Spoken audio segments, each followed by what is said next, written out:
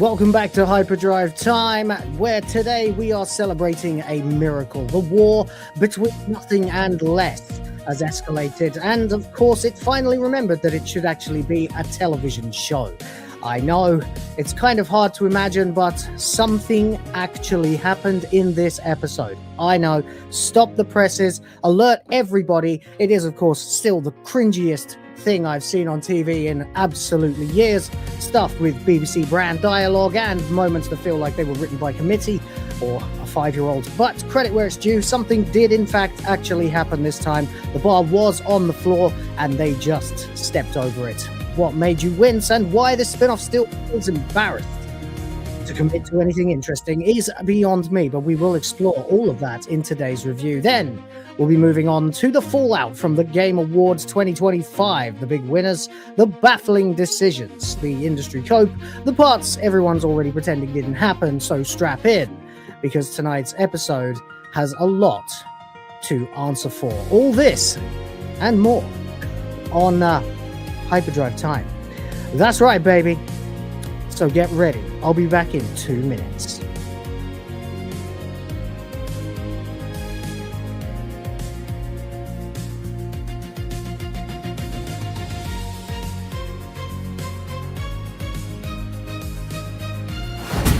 This show is intended for adult audiences. You know, people with bills, backaches, responsibilities, and a functioning sense of humor. It contains strong language, stronger opinions, and the kind of jokes that might send the emotionally fragile into a full-blown meltdown. If you're easily offended, perpetually outraged, or think words are violence, this is your cue to clutch your pearls, grab a blankie, and sprint to your nearest safe space. Or, you know, just get in the sea. We won't miss you. For everyone else, buckle up and let's have some laughs. Rated D for dickhead. You are coping and seething. You just can't accept what you're seeing. Yes, you're coping and seething. The truth it is scalding, and now you are molding and coping so hard. Coping and seething. Hello, you dirty little boys. Are you interested in my body? I'm gonna come. Nice tits.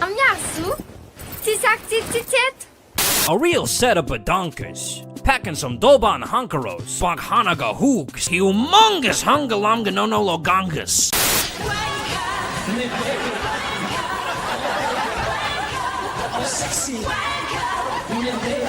I want.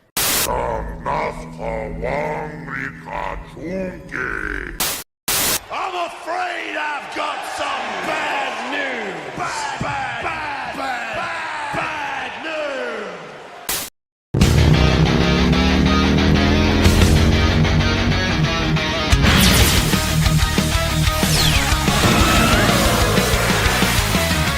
Engines roar through the ash gray skies. The wasteland burns, but hope won't die.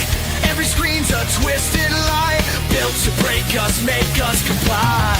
They poison the heroes, rewrite the tales, turn legends to dust, leave us frail. But we're not done, we won't bow down. Through the wreckage, we'll take the crown. Steel hearts ignite, fire in our veins. Freedom's calling, breaking the chains. They can't erase what we already know. Hyperdrive now.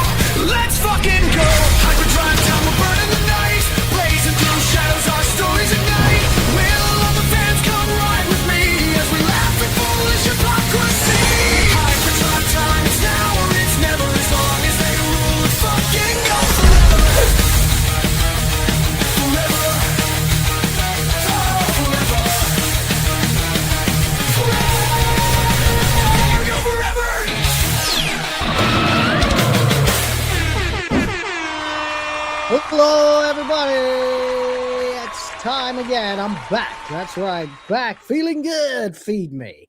Now, of course, it is time once again, ladies and gentlemen, and nothing in between. It is HyperDrive time.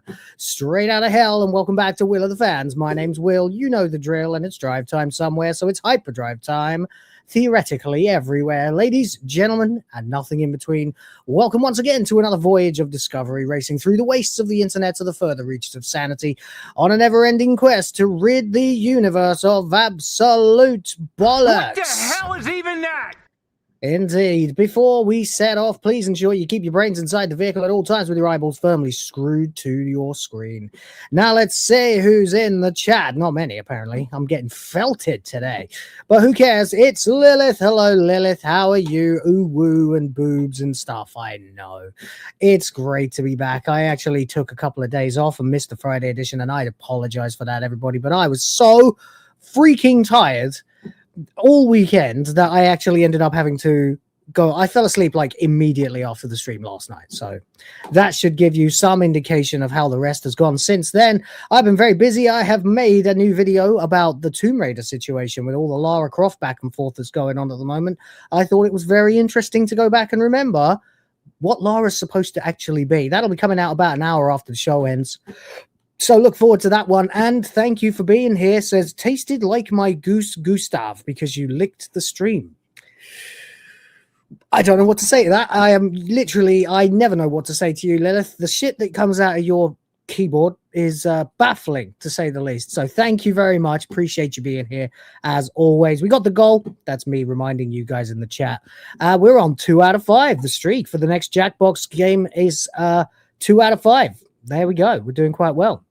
As soon as we get to 5, we'll be playing Jackbox again. And there we go. Slay Every Gamer's here. Hello to you, Boober Time. Yeah, well, when we hit the bar, which doesn't exist now, the goal, which you know what it is. And, of course, pre-liked from Derek Smith, always. Showtime. Heavenly Jester is here over on Rumble. St. Hugo as well. Hello, everybody. And Daphne Formosa is in the chat. Hello to you as well as Mr. Sardock. Hello, my coughs and sneezes. What's happening, buddy? It sounds like you are under the weather. Hope not, but maybe you are. Heavenly Jester says, as a longtime Fallout fan, I hate the TV show, but I could see how someone might be new to the games, or enjoy the Bethesda games, enjoys the TV show. Yeah, I have a lot of the same problem with it myself. Not quite as hardline as that. I didn't think it was very good.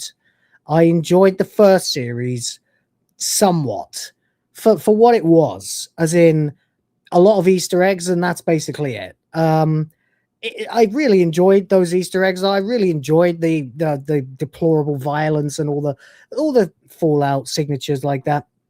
But I couldn't get over the fact that the plot made no sense. Every single thing that happened seemed to just happen with no cause or effect.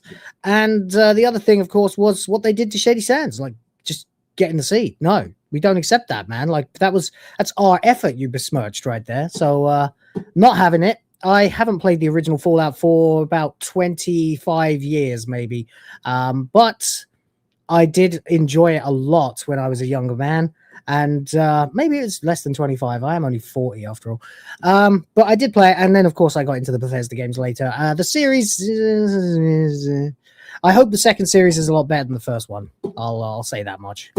Because I would like to see them turn it around and turn it into something worth watching, something that's written well, that actually has... Because in Fallout, your actions, literally the point of the game is that your actions will dictate the ending, the course of the world, what happens to the wasteland.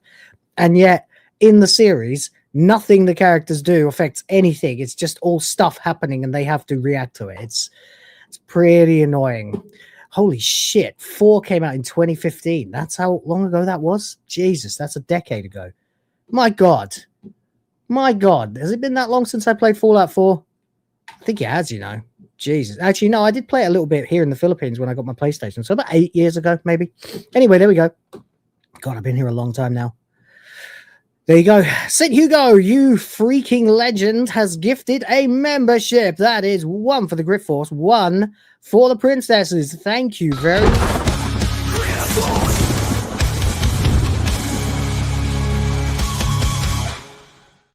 Very much appreciate that, buddy. It really does make all the difference to you know, my life, my kids, and everything. You know, it's a good time. So yeah, I do appreciate that, Griff, and all that jazz. But you know, hey, I want to entertain you. If you feel like giving something back, I would greatly appreciate it.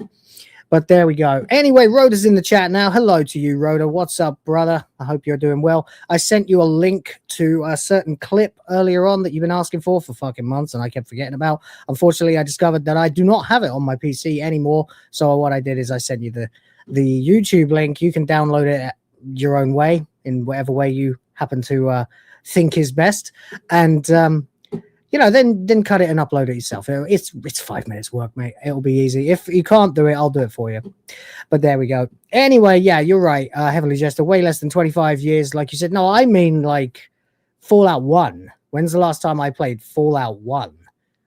Probably when I was about 21, 22, maybe. So 18 years ago, not 25. Yeah, that's it. But anyway, we have a job to do. So please like the stream if you are enjoying the show. And even if you're not, just be a pal and hit the like button. It costs you fucking nothing. And it actually helps other people to find it, which will help the stream.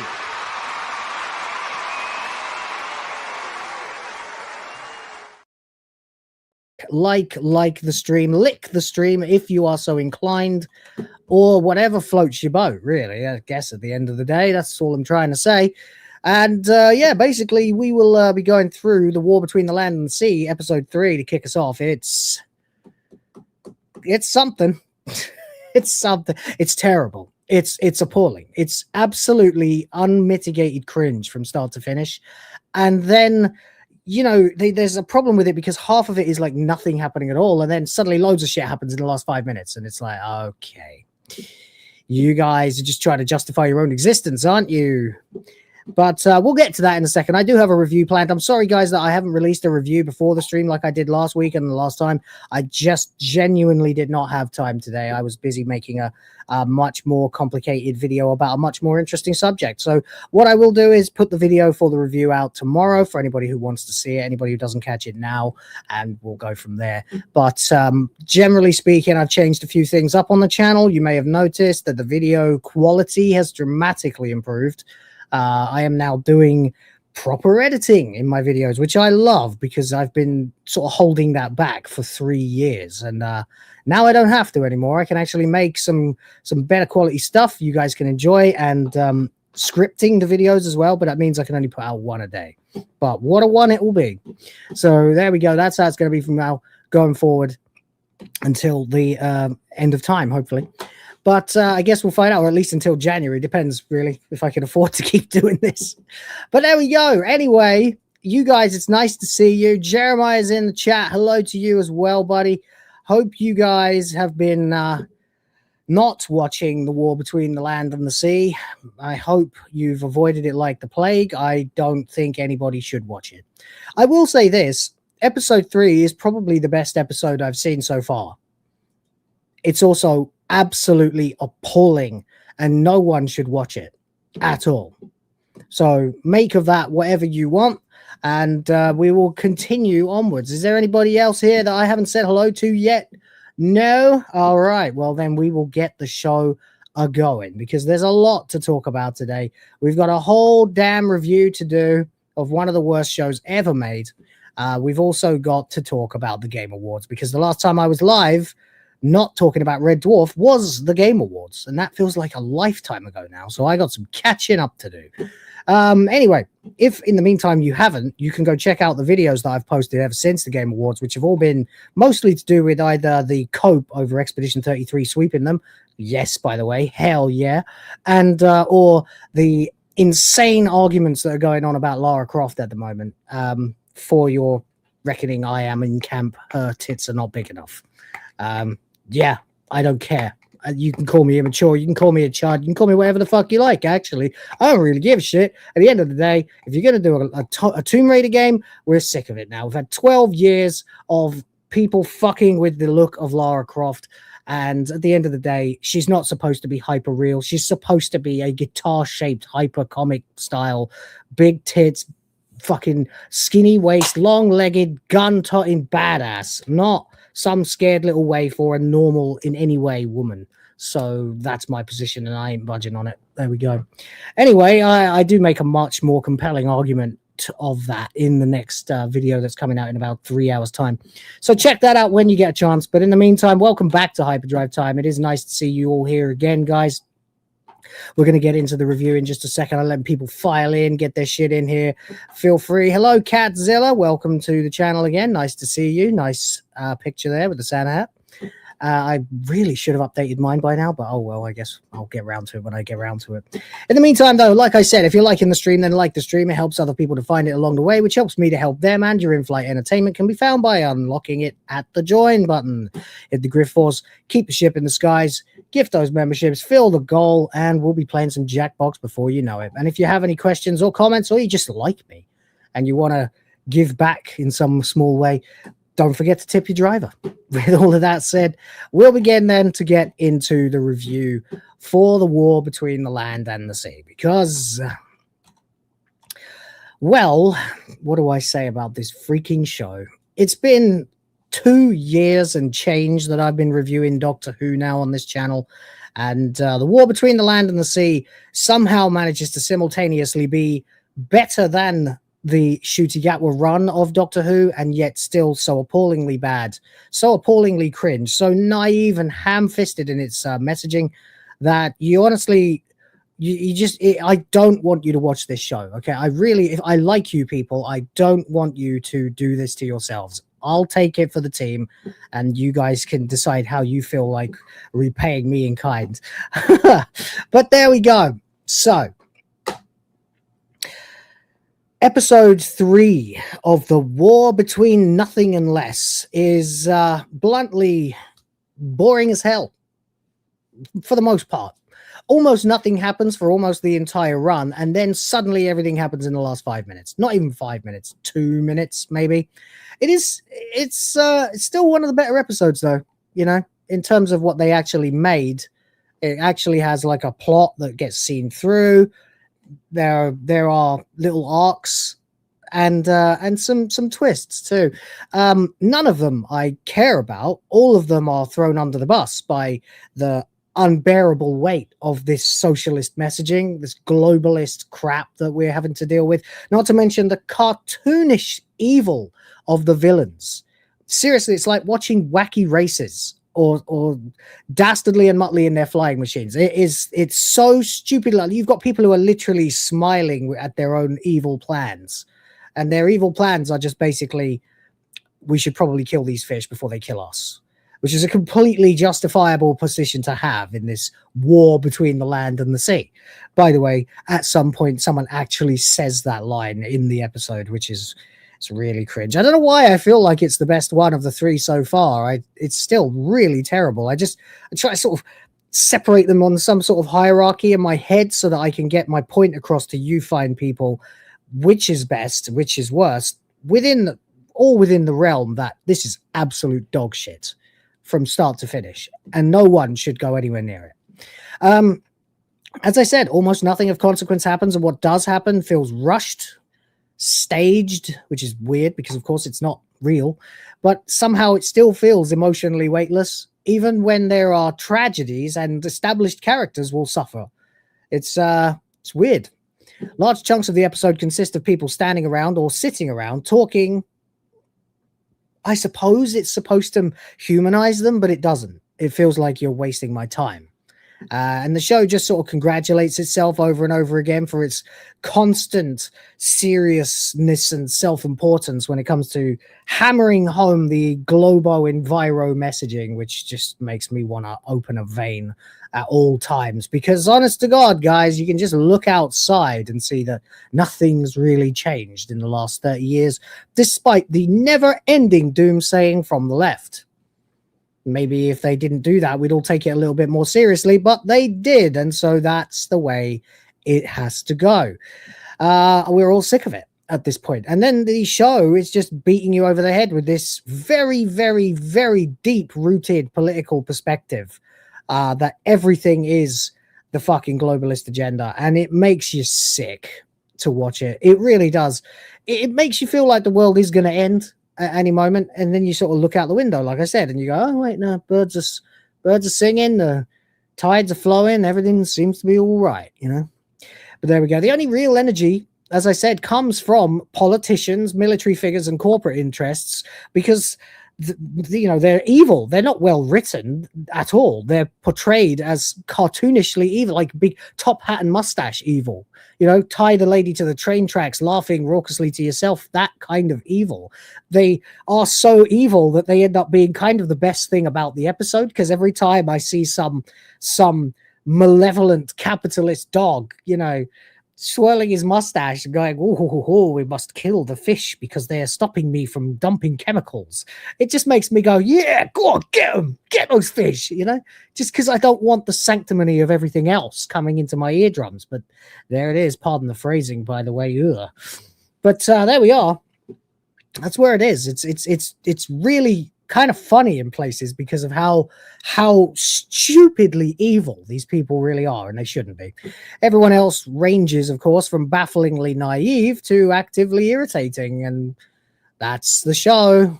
That's the war between the land and the sea. That is Rusty Tin Dildo these days, guys. That's what he does. He just beats you over the head with his political perspectives and calls it entertainment. Well, I don't call it that.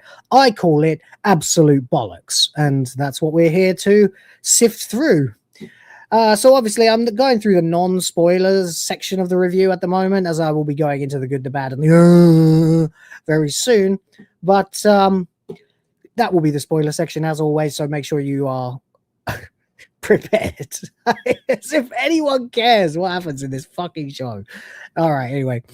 As I say, the only real energy is from the politicians and the fat cats, who are unintentionally the funniest and best thing about the show. Apart from, I will shout out Russell Tovey, still now 3 episodes in, playing this feckless idiot, and yet somehow, even as he continues to throw humanity under the bus and side with the fish, I can't help but kind of like him a little bit. You know, he's the only likable thing in the whole show. Yeah. That, and then there's this like South African guy in the episode who's well, he's very unassuming and overly friendly, which raised my eyebrow immediately, and with good reason, actually, as it turns out. But anyway, there's also an aggressively telegraphed romantic tension in it, which has led me to wonder if I am, in fact, going to get my narrative completion that I've been calling for months now, where inevitably Russell Tovey and Gugu Batha Raw are going to make out. A man and a fish woman are going to make out in this show. I will be shocked if they do not make out at some point in this show. The romantic / almost sexual tension is off the charts in a couple of scenes in this episode. So I am definitely expecting to see Wet Side Story before the end of this. They're even straight up ripping off, almost, I'm probably not wholesale ripping off, but very closely copying dialogue from, you know, Avatar, Pocahontas, Ferngully, Romeo and Juliet, West Side Story, all of them. It's all derivative as all hell. It's not worth watching. It's absolute garbage. It's trash. It's trash. It's trash. So there we go. As long as my Wet Side Story theory is completed by Christmas, I'll be, I don't know, 2 or 3% happier than I would otherwise have been. But, you know, that's significant. Anyway, the episode ends exactly the way that I thought it would. Predictably, cynical humans are doing nasty, malevolent things that kind of landed on me with more of a shrug than a shock, unfortunately. I saw it coming a mile away. You would too, but don't. Basically, just nothing surprising. Nothing earned, just more smug inevitability. I think that's it, guys. I think... yeah, I think... Hang on. What's that? Good 12 minutes I talked without spoilers? That's probably a long enough time to get this damn thing out of my mouth. And answer some of you, because you've been super chatting. Rhoda for £5 of legitimate currency from an illegitimate bastard. Every single person of, you know, that's intelligent, hardworking, ambitious, had dreams and goals, has abandoned England in the last 200 years. Hell yeah, PPP. Eris Rhoda says new Lara isn't ugly, but she doesn't look like Lara. Correct. Exactly. She looks like a very moderately, like normally attractive, maybe slightly, well, above average attractiveness woman. And that's fine. She doesn't look like Lara. Lara is untouchable goddess tier.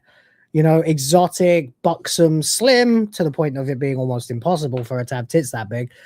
You know, backache territory, certainly, with the most perfect ass ever and legs that reach to the moon. So, you know, if you're not making that, unfortunately, no matter what they say, you're not making Lara Croft.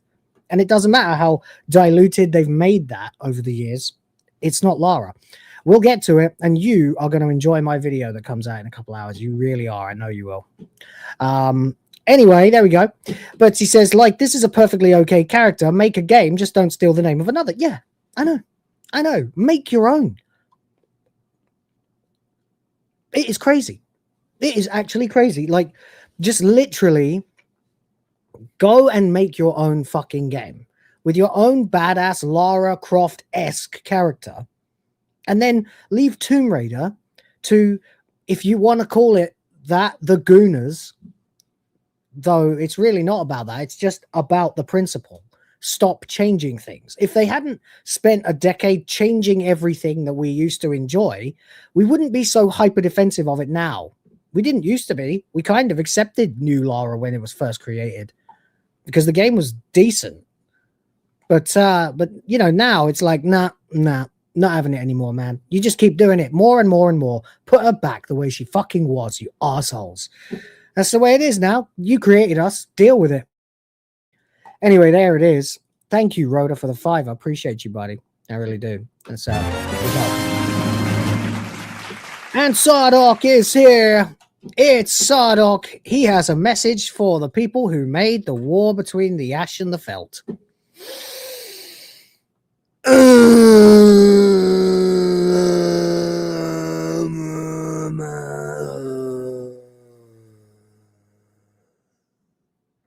Thank you for the £2.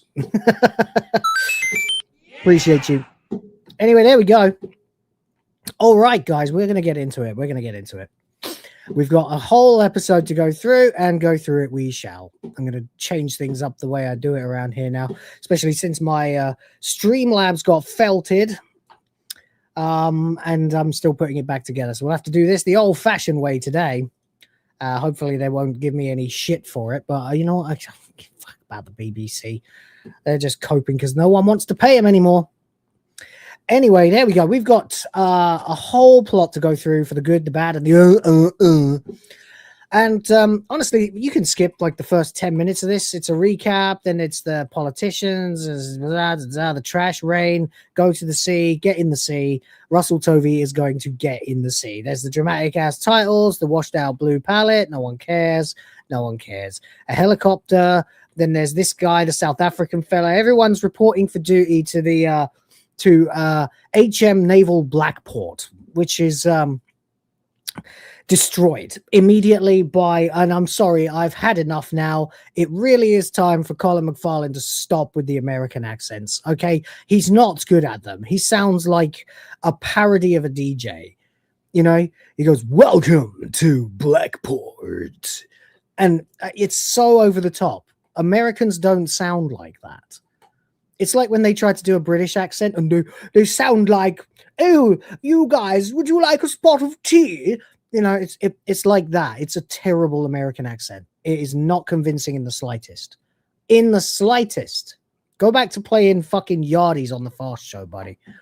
Stick to what you're good at. I like this guy. I've liked his career. I've liked most of the things he's done, but this drives me crazy. Every time someone's talking, and everybody else, of course, is British, so they're all talking in a normal sort of British accent, one way or another, more normal than mine anyway.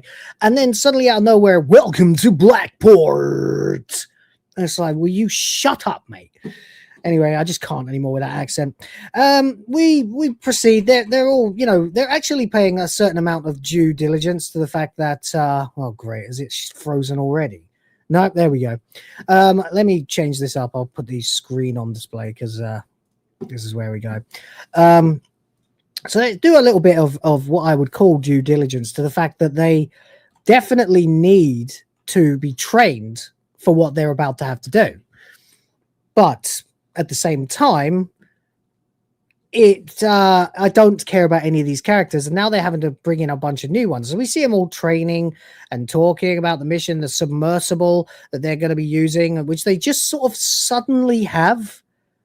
So this submersible has existed for a while now. They're borrowing it from someone or other. I don't know. Maybe I was just not paying that much attention at this point.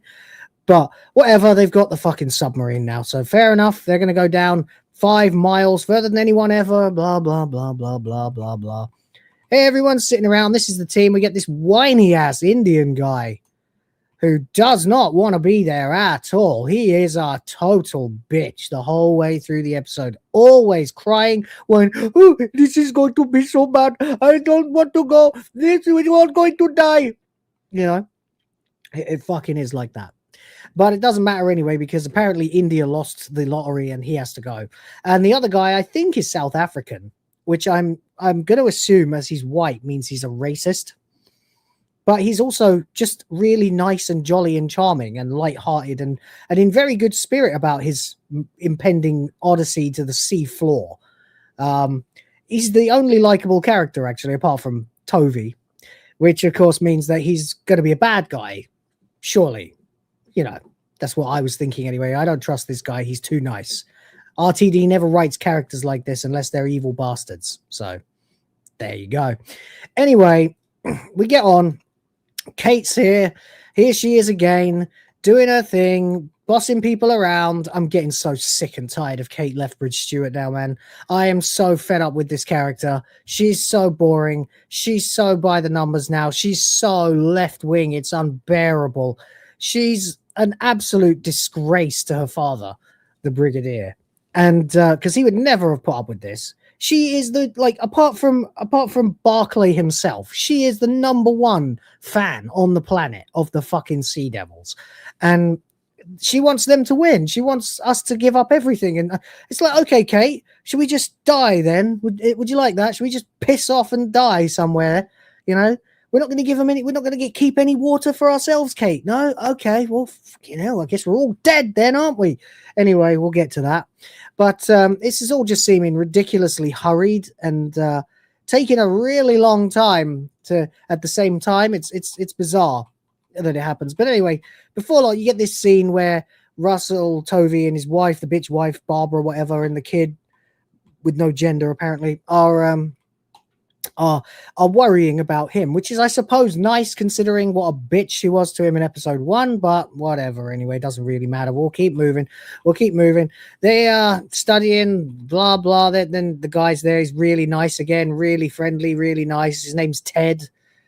And that's why I remember his name, because I didn't hate him. Well, you might by the end, but we'll see. I also kind of get him. So, then, of course, we see Barclay freaking out. Now, this is all played like you do get these kinds of almost well-paced scenes where he's just contemplating the fact that he's decided he's going to do something more dangerous than basically anybody on Earth has ever done before, apart from maybe the moon landing. But that's, is where we're at. And he is...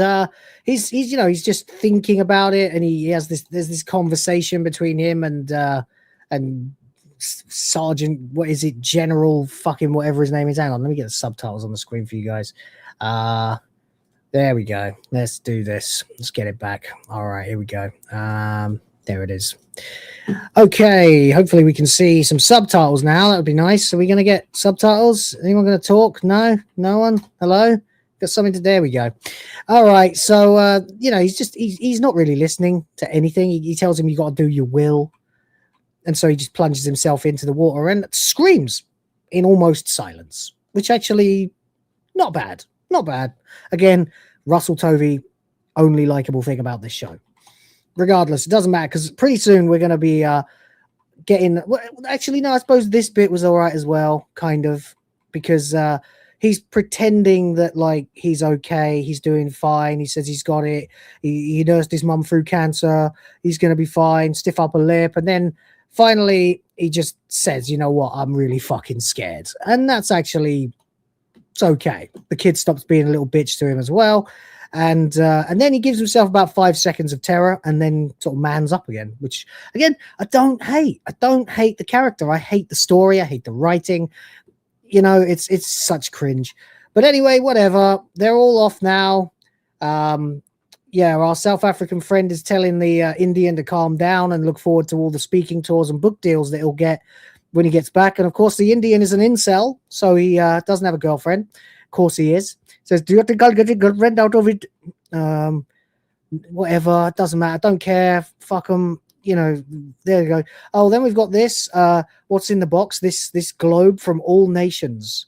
Yeah, they see the world from underneath, right? So let's show them. This glorious model of the globe, how we see it. Yeah, isn't it nice? Wonder what those lines are. Oh, well. I'm sure that won't matter later. Anyway, if you've seen the thumbnail, you've already figured it out. But there we go. Anyway, I wasn't really paying attention at that point, so I didn't really think much of it, except that it was maybe meant to look a bit like the submersible that they came in, but that wouldn't make sense, so whatever, doesn't matter. Then we get this utter cringe, fucking unbelievable cringe, where the general says, "In the words of a great man, we can be heroes. Let's save the world." Which is, yes, a quote from the movie We Can Be Heroes. I suppose we're supposed to sort of assume this guy has like terrible taste in movies, but I actually have no comment about that whatsoever. I just think it's cringe that he did it at all. So whatever, they get in. Oh, and also the woman in charge of the launch is a woman. Interesting that, isn't it?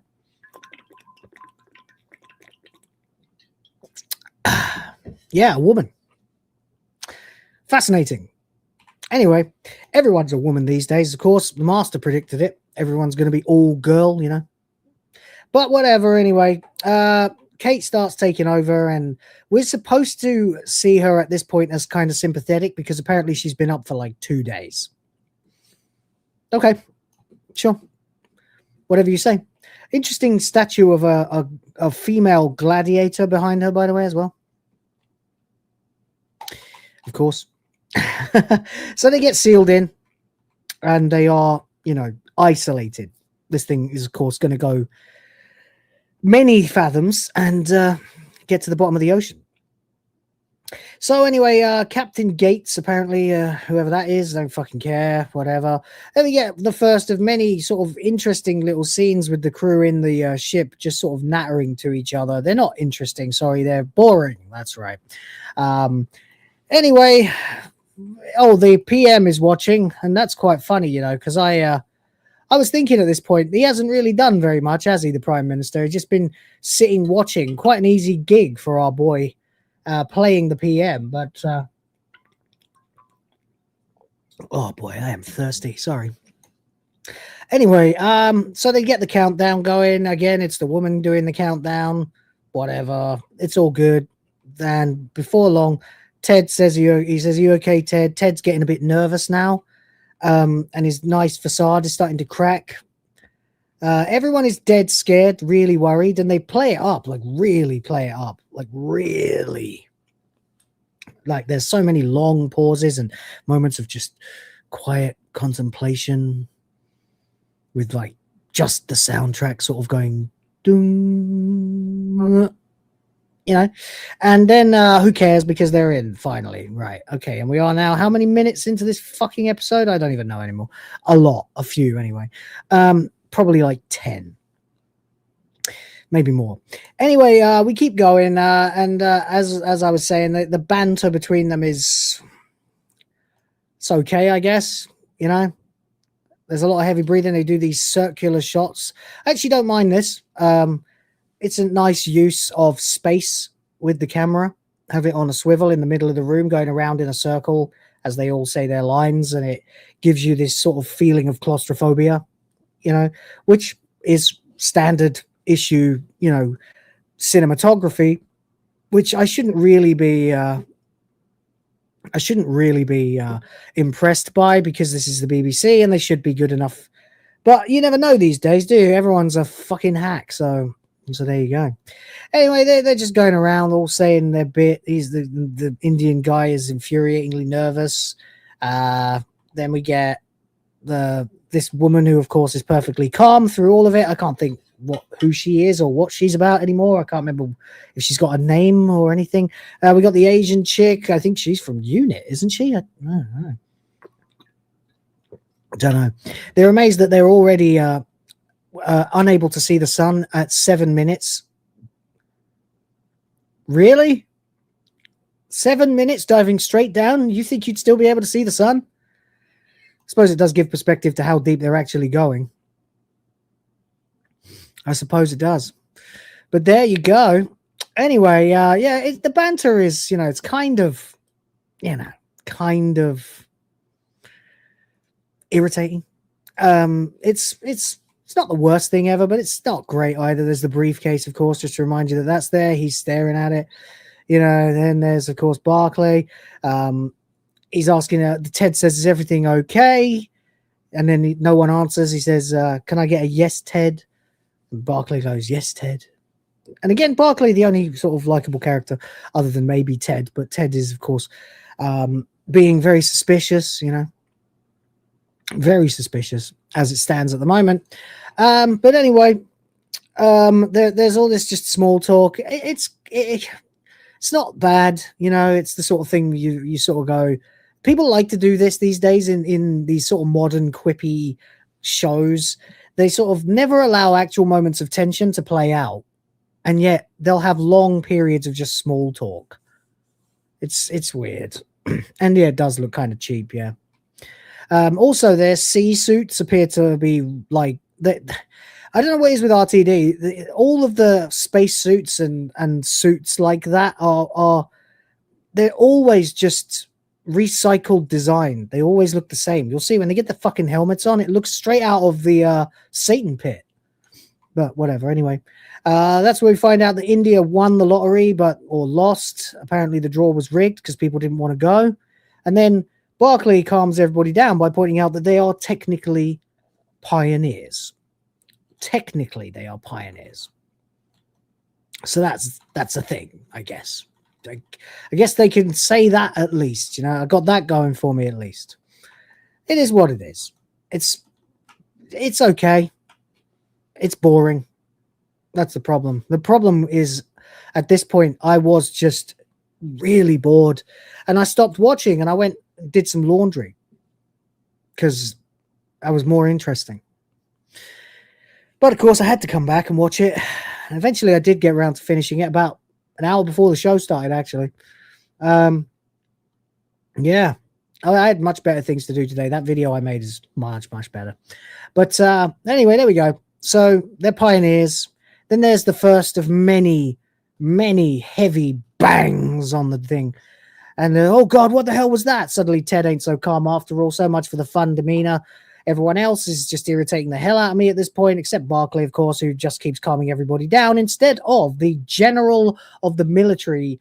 Who is now playing like cuckman to Barclay, the fucking logistics guy.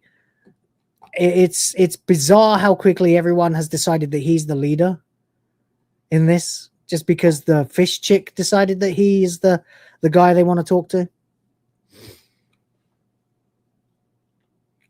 I mean, do with that what you want.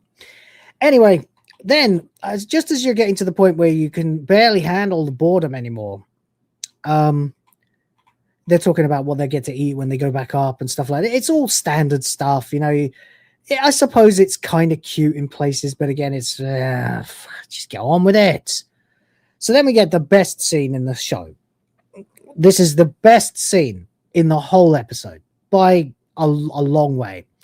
It's the Prime Minister's office, and UNIT has not been invited, but Kate has found out anyway somehow and made it there. So she points out that it would have only taken a phone call, and UNIT are supposed to have a voice in any emergency discussions. But the PM is like, oh yeah, well, sorry, we started a little early. He says some of them aren't even here. They're remote. Yeah, okay, great. Maybe they're from other countries, mate, Anyway, she says, with respect, it's a phone call. PM ain't very happy. She ain't very happy. So then we get military guy from the US here who says, that they rely on the maritime trade and they're going to defend themselves any way they have to. We've got sonic weapons that we're prepared to use if we have to, which can possibly disable or destabilize the sea devils, because I'm not calling them homo fucking aqua. That is so lame, it's unreal, and it's not even correct taxonomy, so we're not doing that. But yeah, so the sea devils are apparently vulnerable to sonic attacks. Fair enough, I suppose. Most things are. Then potentially real weapons would be able to be used if they hit them first with the sound. Kate's not impressed, of course. Kate, the head of the Unified Intelligence Task Force, which has its own army, is not into weapons in this potential war that might break out at any moment. No, she's 1,000,000% pacifist. Give them whatever they want. Give them the ocean. Give them all the water in the world. And what about us? Fuck us.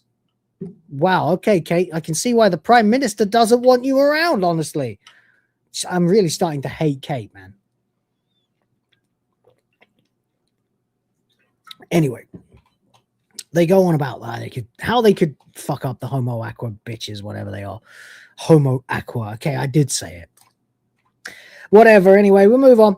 So it gets to this point where they've all been talking about weapons for about a minute now, and Kate goes, sorry, why are we discussing weapons? Our focus is on diplomacy. It's like, what an incredibly naive thing to say. Like, as if diplomacy has ever happened without some kind of backup plan, usually involving an awful lot of dead people. Like, I'm sorry, but that is just the way of the world. These guys have already rained down trash on our cities, dropped the Titanic on New York, and destroyed many buildings and killed people. And you're like, why are we talking about weapons? We should be diplomatic. Fucking hell, love. You are brainless. Anyway, you see this guy here, right? I'm starting to really like this guy because he is so like malevolent and he's just getting off on it. He is having a wonderful time being evil and plotting and sneaky and devious and smiling to himself, this smirking shit-eating grin of his. You know, just to say, oh well, you know, we can always nuke the bastards, you know, that kind of thing. It's cartoon. It's just a cartoon. This is Dick Dastardly level evil. This is mustache twirling, top hat wearing, tie you to the train tracks, vaudevillian evil. It's fucking childish. And it's ridiculous that it doesn't belong here at all, but it is going to be here because it's Russell T. Davies. So he writes like a giant child. So we're going to go on and get on with it. Anyway, the PM basically counters to Kate's naivety by saying wars are won. Kate, you know, we sit in this room and we win or lose wars in this room. There, you know, while these fish were sleeping in the sea, we crawled out and conquered the planet. We got out of the sea. You know, we built a civilization, and this guy with the shit-eating grin says, we built a civilization where water, you know, grows our crops and keeps us alive, which is 100% true. She says it keeps you in business. Ooh, wow. When did Kate Lethbridge Stewart become a communist? Okay. So people are not allowed to make money? Like, what the fuck? If this guy wasn't doing it, somebody else would, Kate. Somebody else would. Are you actually this naive? How in the world are you in charge of UNIT with that level of idealistic naivety? That is insanity to me. I can't actually comprehend it. I cannot comprehend it. It's bollocks. So she goes on a little capitalism blah rubbish, and that's it. Then this brown lady agrees with her. I don't know who she is. I don't know if she's been in another episode or not. I don't know. I don't remember if this guy's been in another episode. So whatever. Anyway, it just strikes me as incredibly naive, you know. So, okay, Kate, so then what we're supposed to do then? Abandon all the water? You know, aren't we made of water, Kate? As humans, aren't we like half? I mean, I'm like 70% water, and a woman is like 50%, 55% water. So what are we supposed to do? Just, you know, suffocate? What are we supposed to do? Just dry out, you know, waste away. You're going to help us evolve in a few days, Kate, so we don't need water anymore? Seriously, it sounds like we'd have had a better fucking chance with Davros in command. This is absolute nonsense. She's literally throwing the species under the bus. All right, whatever. Anyway, it doesn't matter because the brown lady points out that Kate might be right here, and you know, there's all this stuff we could be doing, and we could get help with the climate crisis that, again, there's no evidence of anywhere that any normal person can see in the world, never has been. And all of the doom saying over the last 30 years or so that the world is going to end by 2020, the world is going to end in 2012, the world is going to end. Well, I'm still sitting here and I'm saying, fuck you. So there you go. Anyway, doesn't really matter at this point because all they care about is either making money or apparently fixing the climate, which is, again, massively naive. Then they mentioned treasure. Oh, we could get the treasure from the ocean.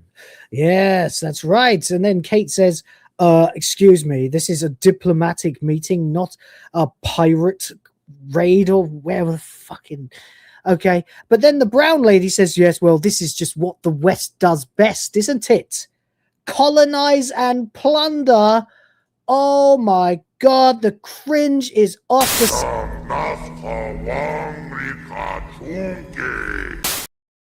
Believe it. I couldn't believe he actually put that in an episode. Even RTD isn't normally that fucking on the nose. You just colonize. Yeah, you know what? I've had enough of this. Yeah, that is it. All right. Do you know what happened to the countries that the West invaded and colonized? They became better. They improved. They are now in better positions than the countries that did not get colonized by the West. Not that there are many of them. The ones that, for example, the Spanish colonized, they took the gold, fucked the women, and left. That's why it took people like the Chinese and the Americans to come and sort out the Philippines. Go to Malaysia or Singapore, where the British conquered, took their wives, and built roads and infrastructure and courthouses. And guess what? They are superpowers. Leaders on the global stage. The best thing that ever fucking happened to these places was the Western colonists. All right? Fucking grow up. Anyway, there you go. It's not like we can do anything about it now, but this seething bitch is just like, you Westerners, you colonizers. It's like, oh, shut up, you tart. Anyway, can't be bothered with it. And there you go. Yes, indeed. They got rid of cannibalism in America as well. Yes, we did a lot of things that actually helped improve the lives of the locals. Like we brought them horses and taught them to ride them and things like that. Anyway, it goes on, and we do eventually get to the elephant in the room, that men are 70% water and 55% for women. Although they don't actually say that. They say everybody is 60% water because, of course, there's no difference between men and women in Russell T. Davis's universe. Complete bollocks. We find out, and I sort of hadn't quite clocked it yet, but the smug French bitch is back. She's back, even though she got dishonorably kicked out of the fucking diplomatic room in Imperial House because she was leaking to the press, and even Kate calls that out. But you know, there we go. It just goes on like this. Mr. Smug says, you know, if you're trying to keep the peace, you've already failed, and he's still kind of smiling, kind of. The PM looks completely unable to do anything about it. And then, but then he does say, you know, Kate, if you're not going to help us, we do have other options besides unit. Oh, do you? Then the French woman says, if you're not on side, we might have to reconsider our options. Oh, dear. Oh, dear. Oh dear, and there's Mr. Smiley again. He's just having a wonderful time being an evil bastard. It's really, really funny, man. It's really fucking funny. This fucking guy. He just loves it, man. He's like, I'm going to make all this money and kill those fish. Oh, I better not be too obvious, so I'll just smile where everyone can see me. You know, it's so stupid. Guys, come on. I'm expecting to hear behind him. Fucking Muttley, where are you, Muttley? Anyway, it doesn't matter. Kate's getting increasingly outraged as we get these. Look, she's doing it now too. This shit-eating grin, like as everyone in the room turns and they, you know, we've got to put mankind first. We've got to do this. The prime minister has no power here. You know, the lobbyists are in control. Oh dear, these people aren't in charge. They're not military. His companies are pumping sewage into the seas and making this problem worse. Oh, Kate's so angry. She's furious now. She's absolutely beside herself. But everyone else is just smiling these evil, malevolent, patronizing smiles that are so telegraphically evil. Like, come on. If you walked into a room in like literally the deep state, if you could find it and find them, and you're sitting around, you got like Bill Gates and George Soros and all these fuckers sitting around together, and they're not going I just can't believe that. Come on. They must at least semi-believe that what they're doing is for some good from their perspective, and not, in fact, just be these two-dimensional, one-dimensional, shit-eating, smirking, evil bastards. It's so amateurish. So amateurish. And Liz Kate is absolutely outraged now. You all, oh God, no one does moral indignation like freaking Jenna Redgrave or whatever her bloody name is. Oh God, I'm tired of her now. I'm so tired of her. Watching her mouth crease up with those fucking wrinkles that Arab bloke has to kiss. It's doing my head in. Suck a lemon. Anyway, she was so likable at the beginning as well. She was so humble. And now she's so arrogant. And it doesn't matter anyway, because eventually she's faced with this shot. This is the best shot in the whole thing. Look at these bastards. Look. They're just literally like, you have no power here, Lethbridge Stewart. It's so fucking Palpatinian evil, you know. It's just, now, young Skywalker, you will die. You know, fucking vaudeville. Anyway, that just tickled me. That was the best bit of the episode for me, definitely. I couldn't believe how ridiculous it was that they are just so evil, you know. These capitalist pig dogs, you know. But there we go. Anyway, I guess Comrade Kate is going to go back to figuring something else out. But she is bafflingly naive. But just in case she hasn't noticed, you know, they are all really, really evil. Apart from the Prime Minister, who is useless. Back on the ship, nothing we care about. They're still going down. They're still going down. They're still going down. Something about hostages. Are they going to take us hostages? Oh, they're not going to take us hostages. We'll figure something out because I'm not going to let my kid live through a war. Well, you've already let your kid be exposed to rains of trash, but you know. And to be fair, you're not the best parent anyway. You've got a fat trans kid, so you know you're not doing a great job, bruv. Anyway, the woman there says, I never had kids, but if I get out of here, I'm going to call my brother. Guess it's a little too late for you then, dear. Oh, well, good for you. Anyway, they all think about the things they're going to do as we get another clatter to the tank. They don't know how deep they are. Then the South African guy talks about watching this show where they made a person out of pig parts and then sent them to the deep and it just turned into slop. I don't want to turn into slop. So his calm, friendly, happy-go-lucky demeanor is utterly gone now. Doesn't matter anyway. It's all just the same. It's more of the same. Back in the interesting part of the episode. Back in the Legion of Doom, you know. Meanwhile, at the Legion of Doom, the fucking capitalists are all together talking to the PM now that Gemma Redgrave is gone.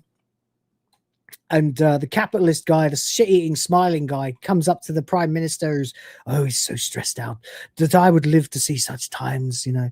I promised my child I would leave this country better than I found it. Fucking hell. No, you didn't. Shut up.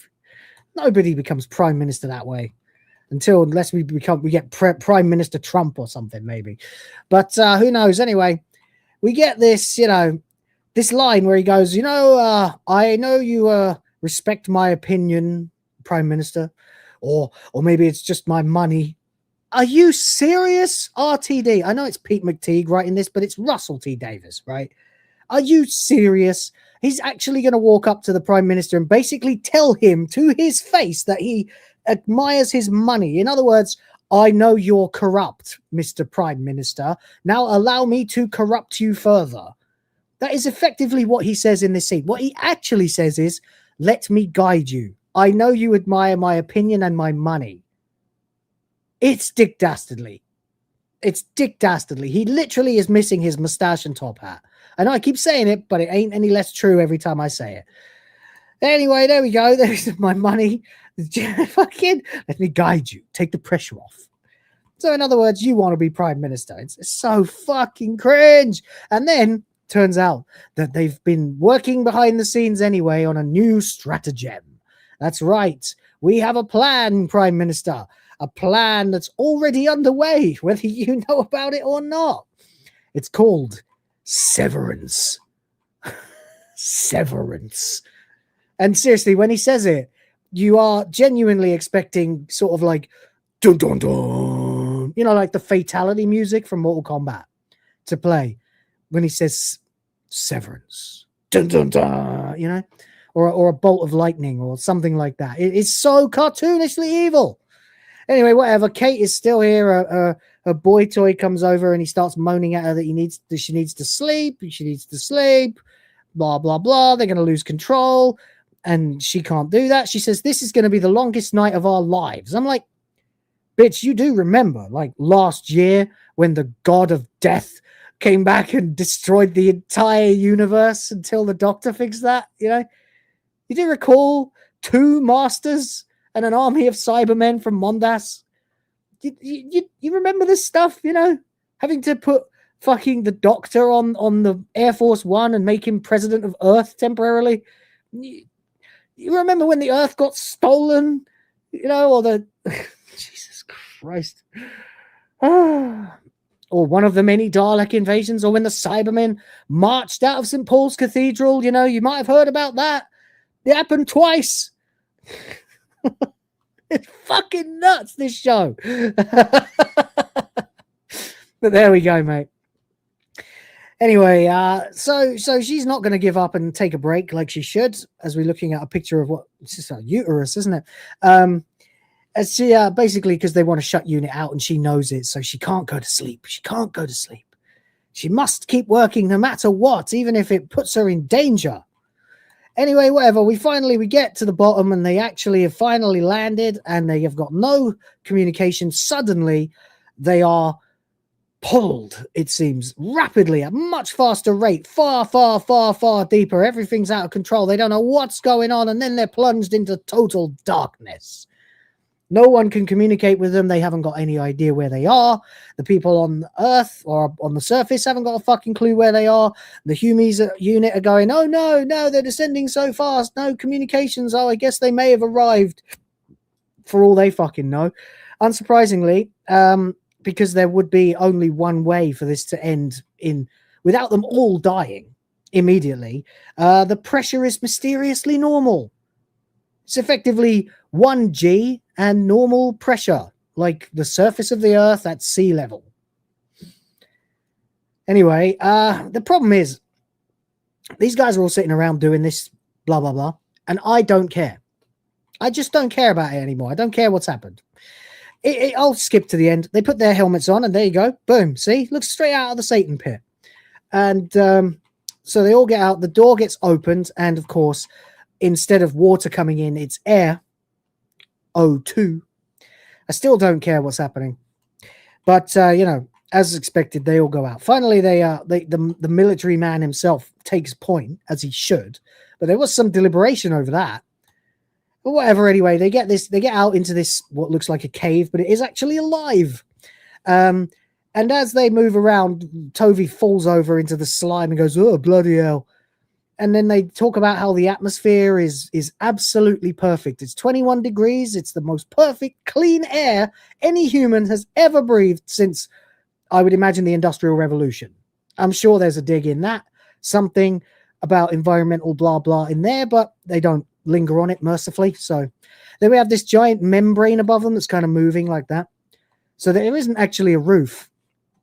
It's just where the water's been stopped somehow. And Tovey's walking around. Oh, look at this membrane. And he sort of touches the snot membrane, notices that there's probably 20 billion tons of water behind it. And it's just a membrane. And if it tore, they'd all be crushed to death. You know, it would be like if you were in space, effectively, just without the freezing immediately and burning immediately. But certainly you would explode and turn to just a big blob of slush, you know. But there you go. So I guess it is what it is at this point. Anyway, we're going to go ahead and pretty soon they get this funny flashing light, some shit. And finally, Salt herself shows up to meet them. She shows up herself. She doesn't have any servants or... So, I mean, she must be a figure of some importance among these people, right? So far, she's the only one we've seen with a human bloody face. So, there you go.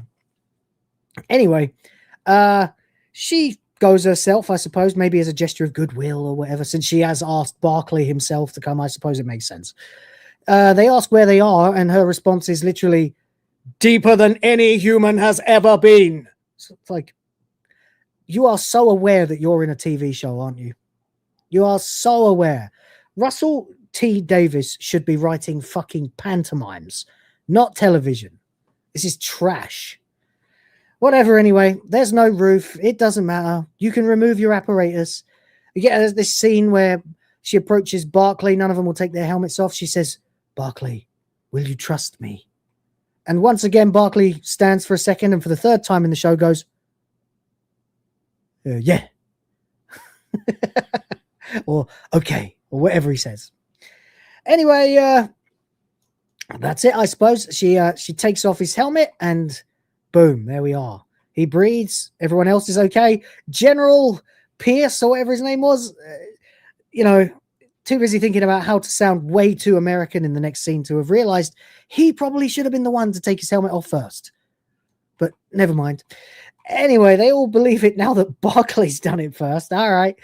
So there we go. This guy is like, everyone here has main character syndrome for Barclay.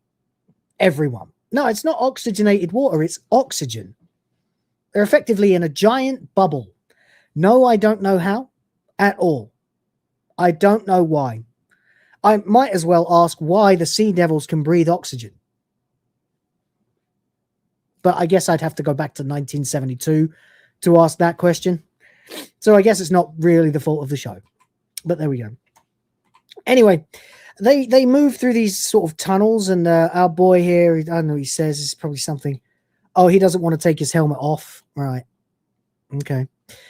That's weird. Red flag. But anyway, whatever. So they continue moving, and she's much nicer now. Much, much nicer.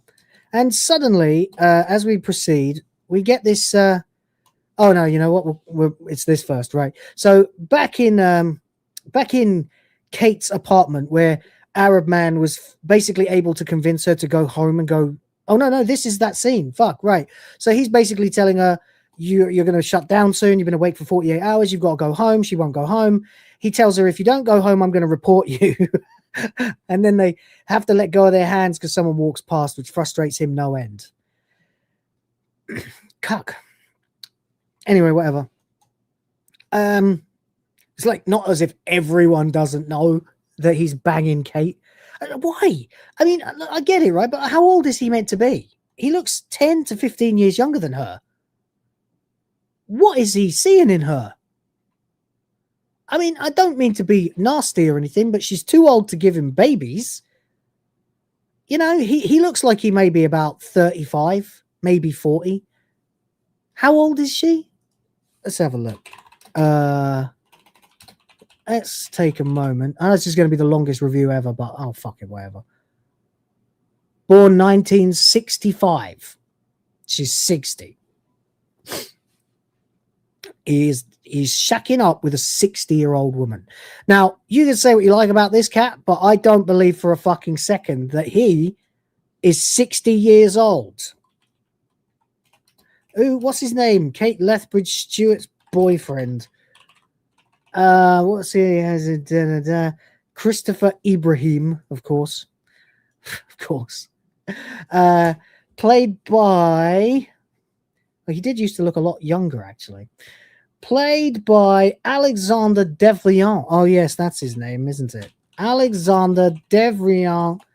Age, let's see. We know he's a lot harder to find out stuff about. He's 39. He's younger than me.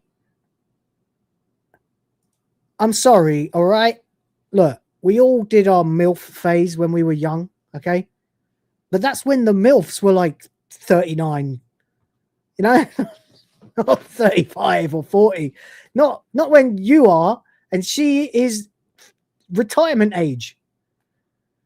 How did this happen? It must be a power fantasy. It doesn't make sense. It's bizarre. Anyway. Oh my God, he's shagging her.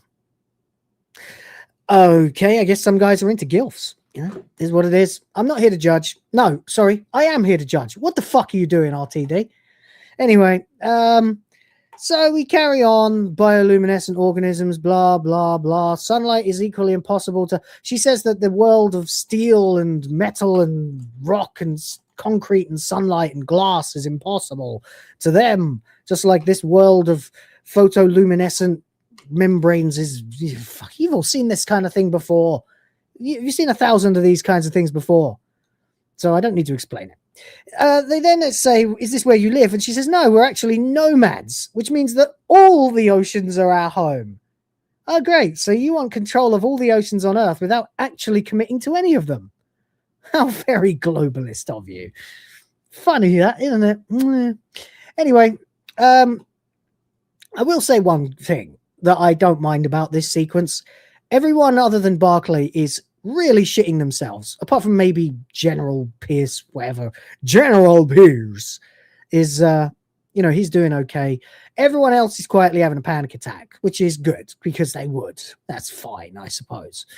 Any case, as our two main characters leave, they take a corner and suddenly Barclay discovers that they've left the others behind and the tunnels have moved. They've changed the walls. Now, as oh baby, I hope you're ready. Now, Salt tells him, now it's just you and me. Oh, that's right, baby. Oh, that's right, baby. So, the second that he realizes they're alone, he says, I feel like I know you.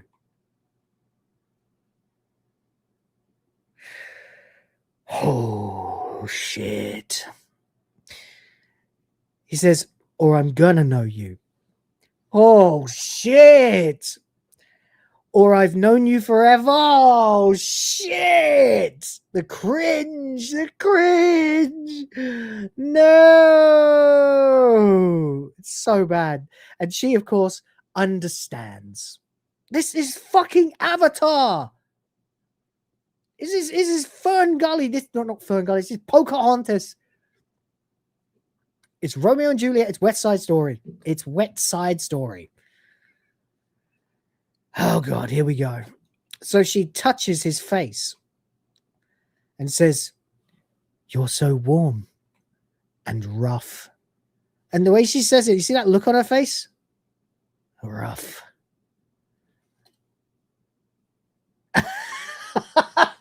Yeah, buddy. He's going to fuck that fish.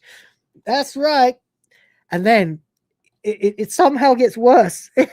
It somehow gets worse. He goes, can I touch you? He literally says it. He goes, can I touch you? And immediately, if your brain doesn't immediately go to some kind of like masturbatory, then you are not watching the same show as me, because it's very heavy, this scene, very slow, very, very romantically and sexually charged. It's cringe. He says, "Can I touch you?" and so she lets him. And where she put her hand on his face, that's how he picks up women, right? Where she touched his face, he goes straight for the shoulder, which I don't know if that's more intimate or less intimate. In fact, she's a fish, so I've got no idea. For all I know, her fucking gills are there, and she's currently unable to breathe. I don't know. Anyway, so Jesus Christ. She says, "What do you feel?" And he says, "Strength." Fucking hell. Strong woman. And then he goes, "Beauty." Oh, and she's smiling at him. Oh, no, no, no, no, no, no, no, no, no, no, no, no. No. Okay. Since we're recording this on a live stream, I guarantee you guys can't guess what the next thing she'll say will be. And I'll give you 10 seconds for someone to just guess. What would she say is the reason that they are having this exchange and they feel the way they feel, connected? Come on, you can do it. What do you think? What do you think? What's it going to be? What's the line that she's going to say to explain the closeness that they are inexplicably feeling for each other, despite being totally different species, from totally different sides of the planet, from totally different cultures and species and everything that can't possibly have connected them in any way, shape, or form, but mysteriously has? What is she gonna say is the line, as that is why you don't want to guess? All right, I'll tell you. She says, without a shred of irony, "The tides have drawn us together." Yeah, this is so shit. I'm having a great time. I wasn't when I was watching it, but I am now. Thanks, everybody. The undercurrents pulling us closer, she says. She says something like, "If you calm your mind, you'll feel the power," or something. I can't remember. I just wrote in my notes, "If you can calm your mind, you'll arrive in an Avatar movie." So there we go. The tides have drawn us together. No.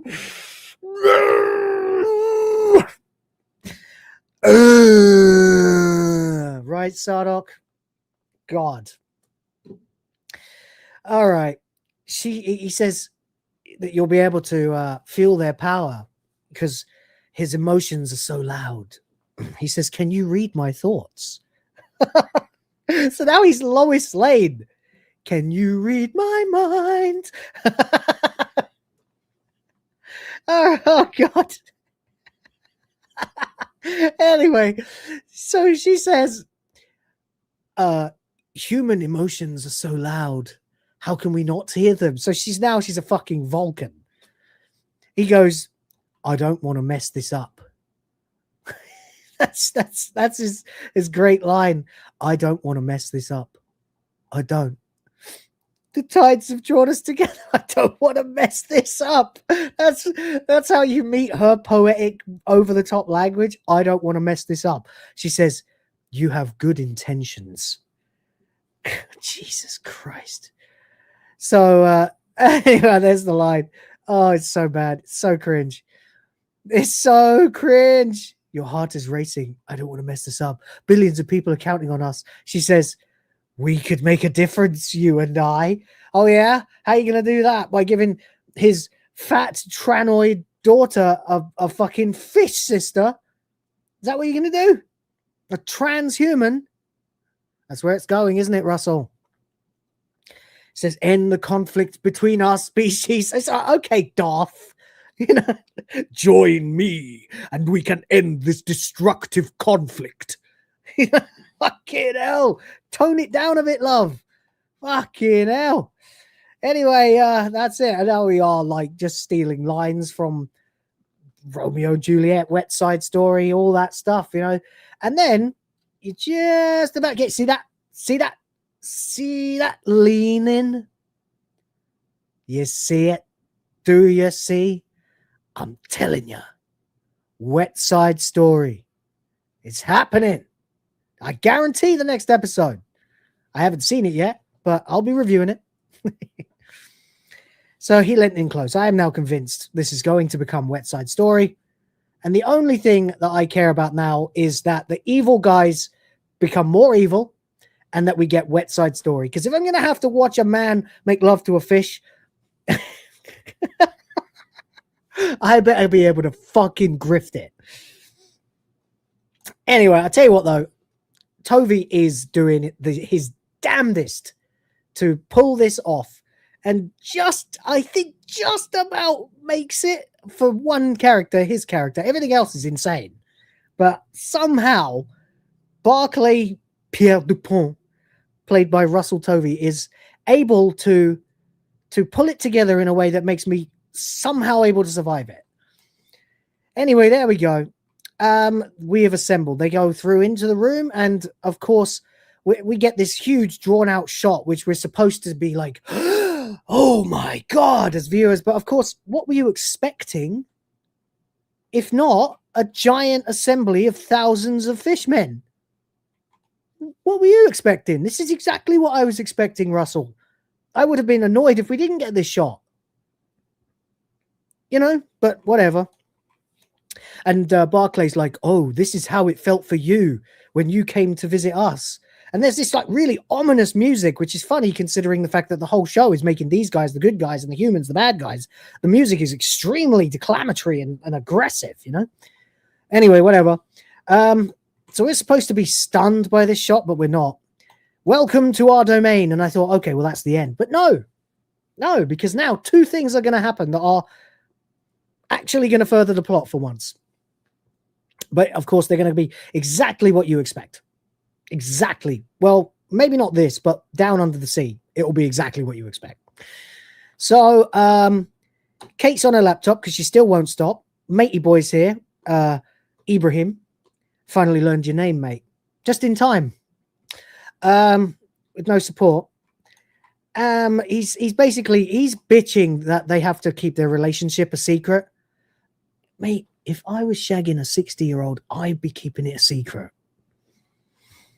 But, you know, that's me, you know. Anyway, he basically tells her she's amazing, you know. How do you find it so easy to keep us a secret? She's saying, we're literally in the middle of this fucking situation right now. We don't matter. And he's like, no, we do matter. Blah, blah, blah. He says, can you not be commander-in-chief for just a few hours? Her phone rings and he says, leave it. But she doesn't. In about a minute, she is going to regret that decision for the rest of her life, however long that ends up being. So she stands as it's Bingham on the phone, you know, the rocket-powered disabled woman. Fucking Russell! Nothing's happening. No, all quiet. Nothing's happening. There's nothing going on. Thanks. But she has discovered a repeated word.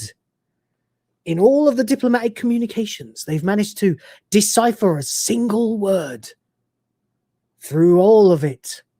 And that word, of course, is the word that you are expecting it to be. It is, of course, severance. That's right. Severance. Severance. First time in the whole show, 15 minutes earlier at most. So, you know, this is how we're going to go. This is how we're going to go. They've discovered the existence of the word severance in all of the messaging, and this is all just happening 14 times in 2 days, and they never heard it before. Just in time for a red dot to work its way onto Kate Lethbridge Stewart's head. Yeah, that's right. This is obviously part of Operation Severance to kill Kate Stewart. And of course, our good boy Ibrahim, clueless though he is, tackles her to the ground. And of course, as the phone is still on, and Bingham is going, where are you? What's going on? Kate, Kate, Kate. She sits up and she's covered in blood. But it's not her blood. Oh no. Oh no. Look at our mate's chest under his arm. Oh dear. And that's around about the time that our smiley, happy-go-lucky South African racist, white South African racist, decides it's the opportune time to present the gift of the earth to the fish. And for some reason, he does it with this slow, angry, evil look on his face as the music climbs to a dramatic climax. And he tells her as it begins to glow, and she looks scared. And no one else has any idea what's going on, and there's not much that anyone could do about it. Even though they're all there and they brought him here. And this thing somehow made it onto the ship with them. He tells them, he tells them this war of yours or something. Anyway, it's cutting back and forth between the two. As you've seen there, we get this shot of Ibrahim. He's been shot right in the fucking heart or lung, right in the fucking chest, despite the fact that, you know, when he tackled Kate, he was, you know, let's have a look again. The dot is on her head, right? The shot happens here. The glass shatters. There's no squib. The bullet was aimed at her head. Fucking awful. Fucking awful. But whatever, we're supposed to feel sad for this guy that we've known for what, 2 seasons of Doctor Who now, and this as he dies, frankly, just straight up dies as she's, you know, I love you, you know, keep breathing, I love you, I'm gonna get help, stay with me, I love you. She finally says, I love you, and he dies. Obviously, he dies.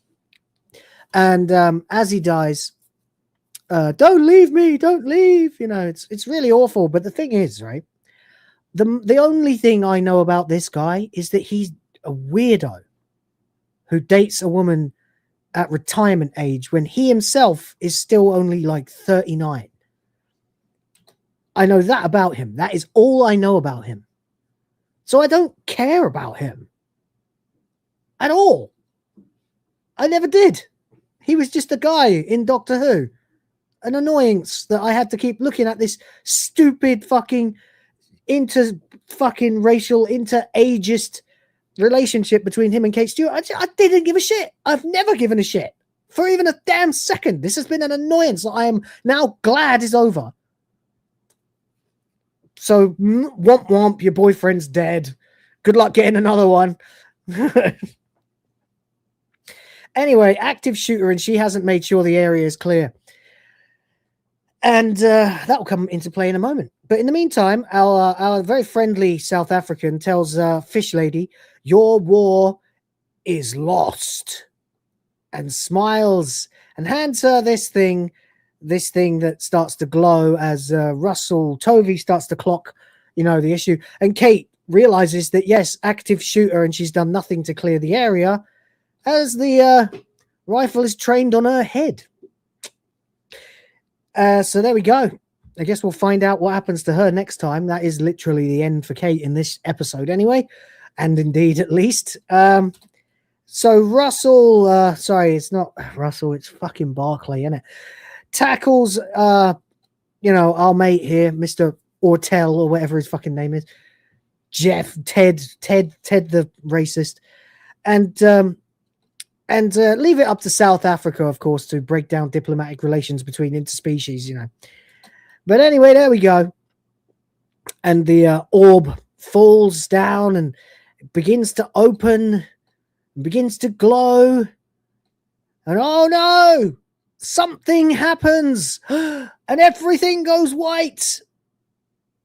And we get to the credits because, of course, that would be telling us what happens if they told us what happens. So we'll have to find out next time.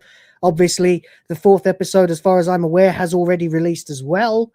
I will be watching it probably tomorrow to do a review for y'all.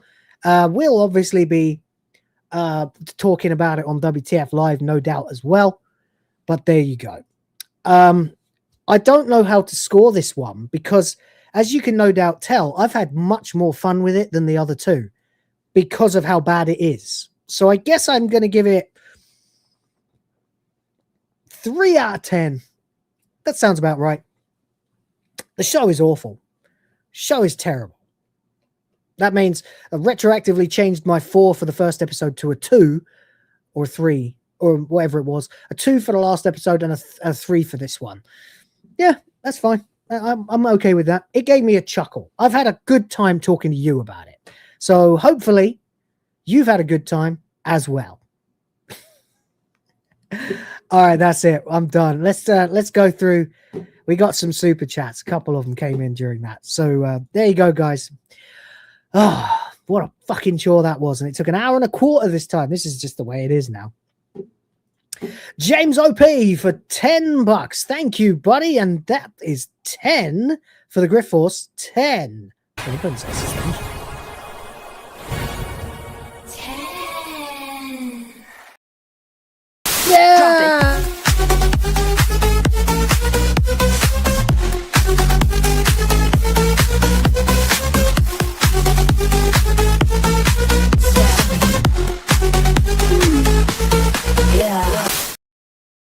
Tie-in. That's right, baby. It says they live in extreme depth, but reaching the surface would kill them instantly. Yeah, it would. They wouldn't be able to handle the pressure on Earth, the Sea Devils. Just as we die diving to their world. Retarded show makes no sense. That's AI writing. That's exactly what AI would say. I mean, it is very cliched. I'd be a little shamed if that is AI. I actually think AI is better than that. I think AI is more capable as a writer than that. But I totally get where you're going, man. Totally get where you're going. Anyway, thank you very much for the 10, buddy. I do appreciate it very much indeed.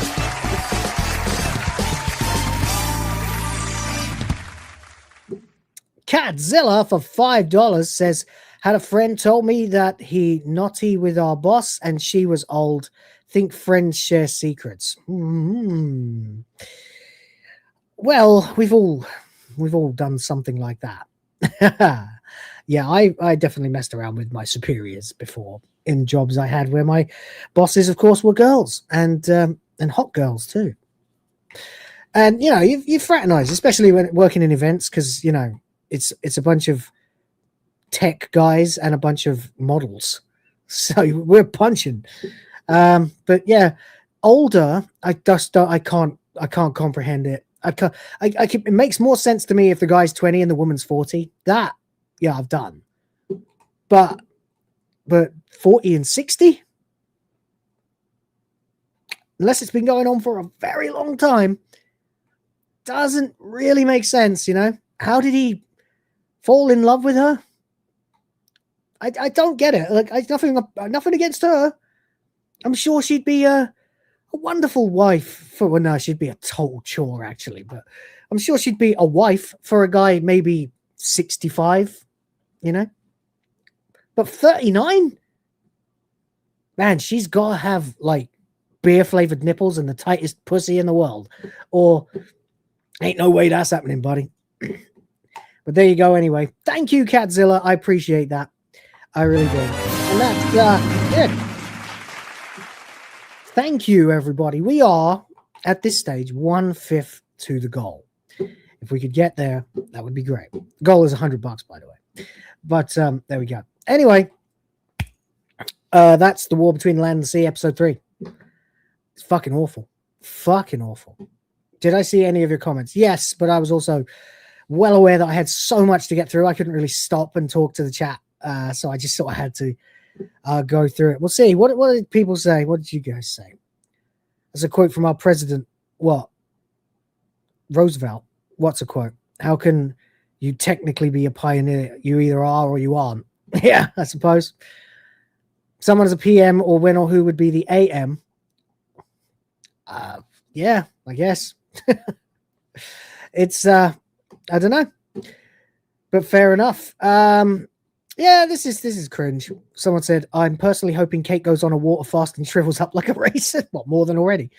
Look, nothing against Gemma Redgrave. She's I'm sure a nice woman. She's probably woke. All the actors are. But it doesn't, I don't believe that this guy would fall in love with Kate Lethbridge-Stewart. He's a soldier. He's tough, you know, he's masculine. He's pulling down unit salary. Wouldn't be impossible for him to pick up most women, I'd imagine, especially in woke Britain. All he has to do is speak a little Arabic to him, and it would work, you know. But of course, it is now, what, 10 years that Kate has been playing, or Gemma Redgrave has been playing Kate Lethbridge-Stewart. I think it's got to be something like that. When did she first appear? Was it in Capaldi's era? No, it was The Power of Three in 2012. Holy shit. 13 years. Whoa. Remember what I'm working on? This is exactly how an AI would respond. I built a Storm RP character last week and half of it pulls from Storm cliches. Fair enough, mate. Yeah, you would know. That's fair. But yeah, 13 fucking years. That is insanity. She's been in the show. Well, she was introduced in 1995, apparently, in the direct-to-video spin-off Downtime. Then she appears again in 2004. And then enters the series in 2012. Now, Power of Three is Matt Smith. Matt Smith, they had... Unit appeared in Series 4 with the Atmos and the Sontarans. That was Tennant. But... and then they appear fairly regularly after that. They appeared a lot with Capaldi. Yeah. And, of course, they had that scarf-wearing bint. What was her name? Can't remember. The one who had a Zygon twin. And they couldn't remember which one was which at the end. Good episodes. Much better than this. But Kate Lethbridge-Stewart is a character who's earned her stripes, but she's been absolutely insufferable since RTD took over. Nauseatingly. Communist to fuck. Screw the human race. Hate them all. Don't care. Just awful. You still like the Smith era best? Yeah. Yeah. I think it's the only one that's not at all. Well, no, Eccleston. But that was Smith. That was Russell T. Davis. However, I guess, yeah, the least tarnished of all of them is Smith. Is the only one who managed to get in and out without any woke shit. Well, not any real woke shit anyway. I mean, we did, of course, have to deal with him being talked down to constantly by Amy Pond, but it was done in a flirtatious kind of way. Excuse me a second. But there you go, guys. War Between Land and the Sea, episode 3. Fucking cringe. 3 out of 10. Because of the cartoonish evil of the capitalist military-industrial complex. Why am I always hiccuping on streams these days? What is wrong with me? I had my dinner hours ago. Oh, well, whatever. Anyway, it is what it is. We'll proceed then. We'll proceed on to let's talk a little bit about some topics that I actually had for Friday and today. There's a shitload to go over. Literally a shitload. So we can go into some of them if you'd like. Air pressure problems? Yeah, maybe. So the Game Awards, of course, were 3 3-ish days ago now. Feels like a lot longer than that, probably because I was streaming that in the early morning and I'm streaming this late at night. So it feels more like 4 days to me. But people have been freaking out left, right, and center. If you've seen my videos about Expedition 33 and, of course, the one that's coming out in a couple of hours about Lara Croft, you'll see it. You can't unsee it. But there were more things that happened at the Game Awards, and I just wanted to have a look because, honest to God, apart from Expedition 33 sweeping and Tomb Raider disappointing, even though I'd still say the Tomb Raider game was the thing that got my attention the most, there were a lot of other things announced, and I can't remember really any of them. So it would be cool to have a look and go through them. Of course, Star Wars Fate of the Old Republic has been announced and is being directed by Casey Hudson, who was the director of the original Knights of the Old Republic game. So that's a shot of optimism for the games industry, certainly. Certainly something that EA will be very pleased about, I suppose. I guess it's EA now. Yeah, it was BioWare, wasn't it? Fucking gonna have to draw a blank there. Yeah, KOTOR. It was indeed, yeah. Composer Jeremy Soule. Yeah, okay. Director series Star Wars Knights of the Old Republic. Yeah. It was Aspire, of course. Aspire, BioWare, Electronic Arts. Yeah. I'm cautiously optimistic about this, although it is a girl. And I don't know what this is, like how it fits into the fact that we also heard that there was a KOTOR remake. Has that changed now? Is this the replacement? It looks pretty good. Is it going to be girl bossy? Hard to tell. Obviously, in a year from now, when we know more about it, everyone will say that I was one of the people going, it's woke! Just like they're saying we were all saying that about Yote a year ago, even though we weren't. We were saying wait and see, and I'm saying wait and see. I'm always looking for games to become better and for the industry to heal. It's just that it fucking refuses to, So that's that. I think it's important to remember that we were not just jumping on everything and being negative, despite what Atreus said in the stream. No, obviously there is a tone that needs to be achieved in order for it to feel like a KOTOR game or an Old Republic game. There have been a few. We got KOTOR 1, KOTOR 2, the Old Republic MMO, and of course this now. So if tonally it works, then it's going to be glorious. It's going to be fantastic, and I hope it will work, and I hope it will manage to recapture the magic. I really do. Slight red flag that it's a girl, but that's just because the industry has taught me to feel that way and prepare for cringe like Star Wars Outlaws. So, but I haven't seen that yet. When and if I do, I will fucking tell you.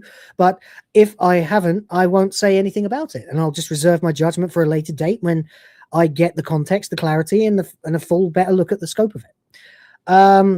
I just didn't care about this at all. Divinity. I know a lot of people really care. I think Hypno was kind of interested in it.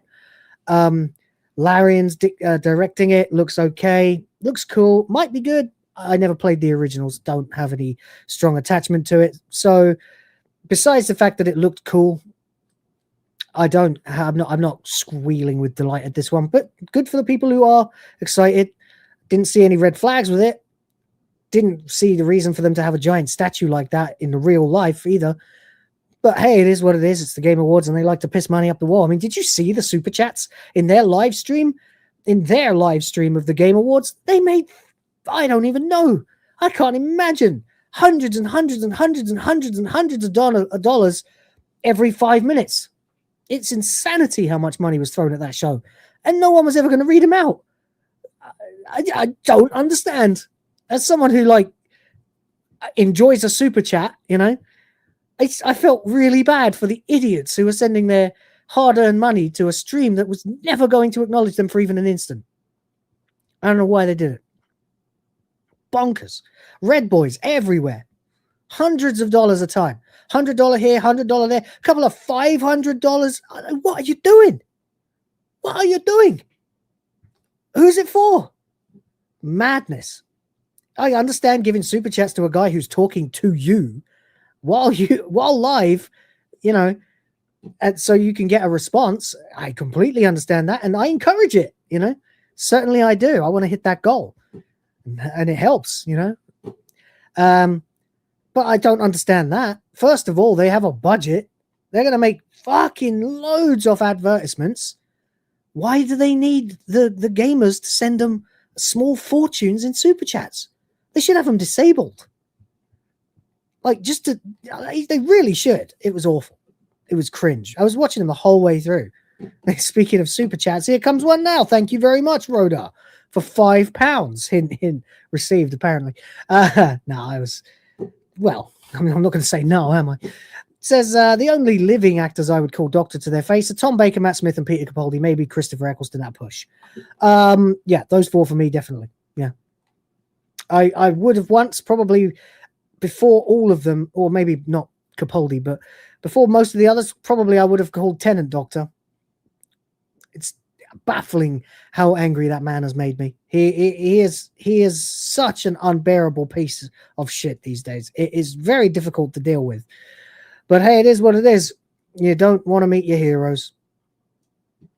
Douchebag. And yeah, Eccleston, yes, definitely for me. Absolutely. Matt Smith, yep. Peter Capaldi, my number one of all time, baby. My number one of all time. And I feel, yeah, there are some others who are agreeing with me in the chat. See, Daphne said the same thing as well. Yep. Oh, and thank you, Jeremiah, for your comment as well about Expedition 33. But there you go, yeah. Thank you, Rhoda. I do appreciate that. Yeah, those, I agreed. Baker, Smith. I'd probably also throw in like all the classic doctors as well. But I think like if I met them to their face, I'm trying to think if I met any of them. I think I've met one or two. I feel like I met Davison at an event. Yeah. Ant and Dec were there as well. They kind of stole focus. Yeah, I'm sure of it anyway. Never met Tom Baker though. That sucks. But Capaldi, I'd love to meet. Or Smith, actually. Smith sounds like a cool cat. Anyway, and Eccleston's he's the bomb. He's the daddy. You know, he's the fucking guy who said sack Russell T. Davis. Hell yeah.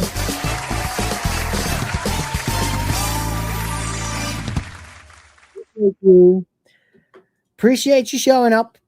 And also to Funky in the chat, apparently new here.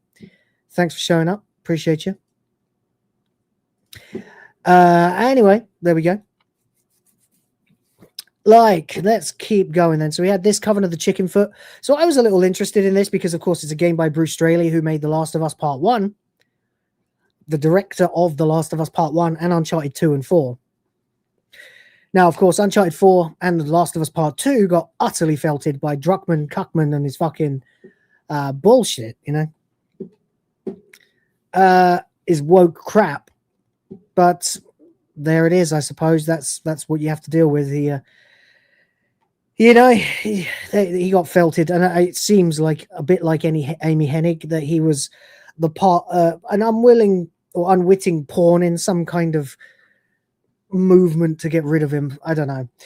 What I do know is that this game looks kind of good, a little bit cozy, which is not my style. But it isn't terrible looking. There's this strange sort of forest spirit apparition that's a little bit Miyazaki-esque, you know, a little bit Studio Ghibli kind of, or Ghibli, don't know how you pronounce that. Never did. But it's weird that the main playable character is an old woman. But I know there were a lot of jokes of that in the stream, but actually that didn't bother me at all. Like, at all. It's not like she's dating a man 20 years younger than her.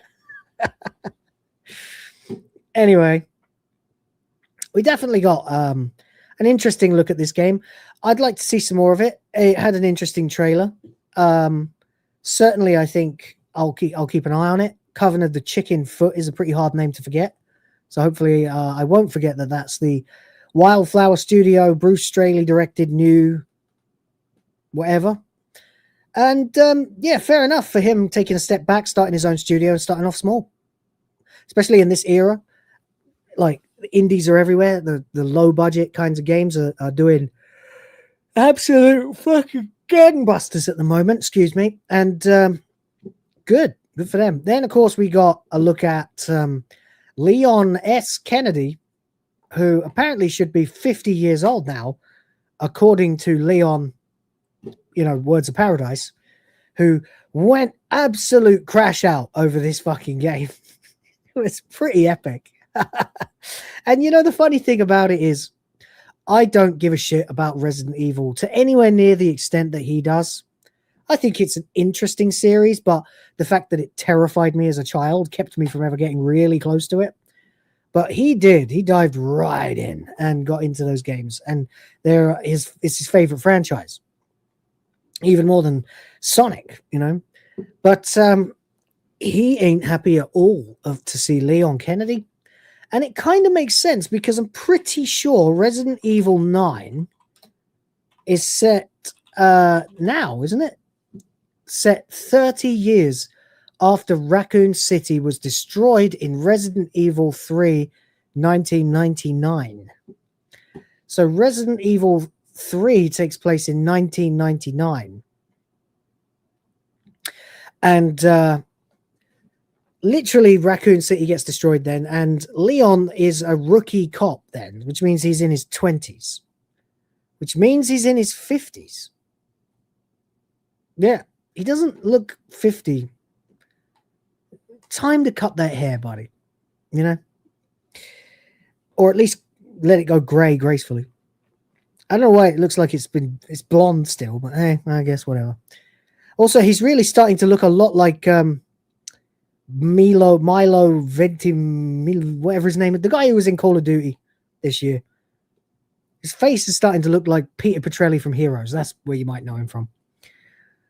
But anyway, there you go. I don't care. I don't care if Leon's back. I don't care if the game is fucking with the lore. I just I'm slightly concerned.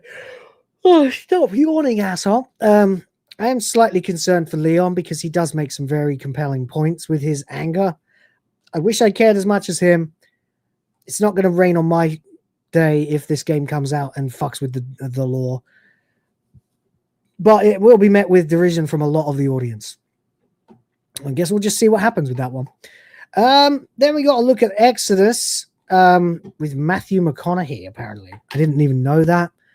I don't care about this. It looked okay. Control Resonant looked kind of cool. That was, very eerie, very creepy. Not my thing. Yakuza creator Toshihiro Nagoshi's new studio game is called Gang of Dragon. And this looked relatively interesting, if a bit silly.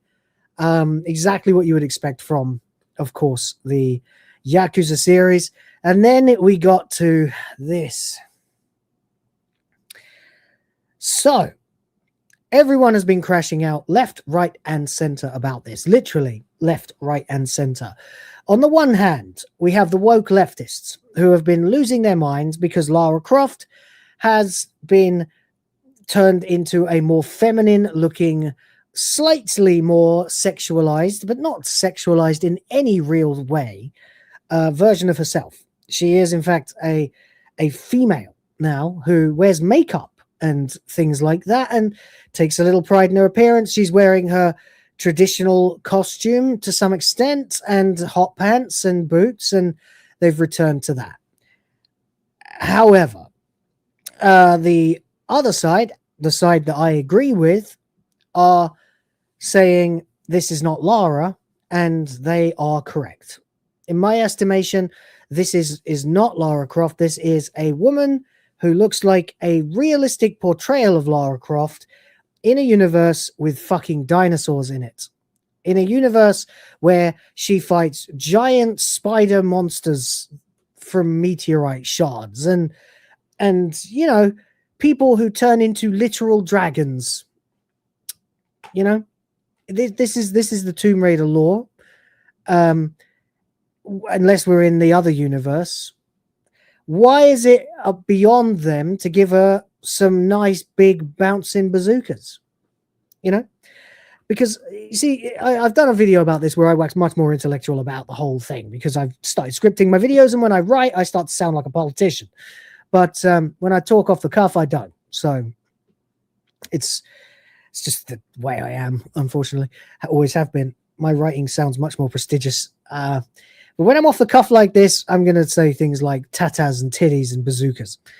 There's literally nothing wrong with giving Lara the hourglass figure that she had originally. Supermodels have bodies like that. We've seen them. We've enjoyed seeing them quite a lot. It would be very, very easy to give Lara the body that she is supposed to have. And the face. Now, the face is mostly okay to me, but it still doesn't look like Lara as I know her. You know, Dobon Honkaros aside, and hey, drop a 20. I'd love to see that clip. Dobon's aside, I think, you know, the face is okay, but it ain't the right face, you know? It's difficult to hang on. It's difficult to explain what I mean. Let me see if I can pull up one of the pictures I used for my. I mean, look, okay, right, yeah, straight away. Here you go. Here's one. Just immediately we get a picture of Lara Croft. Boom, Lara Croft as depicted in the 90s. Huge gravity-defying tits, perfect butt, insanely thin waist. Now, I don't think, right, and also she has a very angular face with large lips and a pointy long nose. Her eyes are further apart than that as well. You know, Lara Croft has a face. We have seen this face for 30 years. Yes, it was low res, low poly in the beginning, but it got better. That's what Lara Croft looks like. And there must be a way to render her in better and better graphics without turning her into someone else. This is not Lara Croft's face. Sorry, it's not.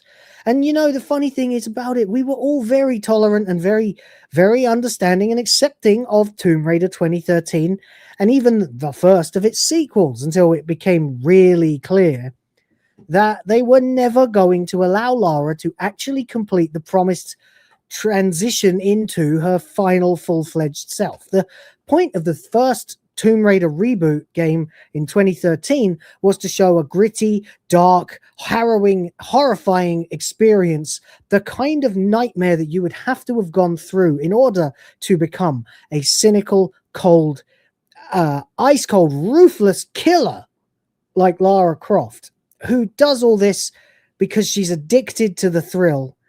She doesn't care or value human life that much.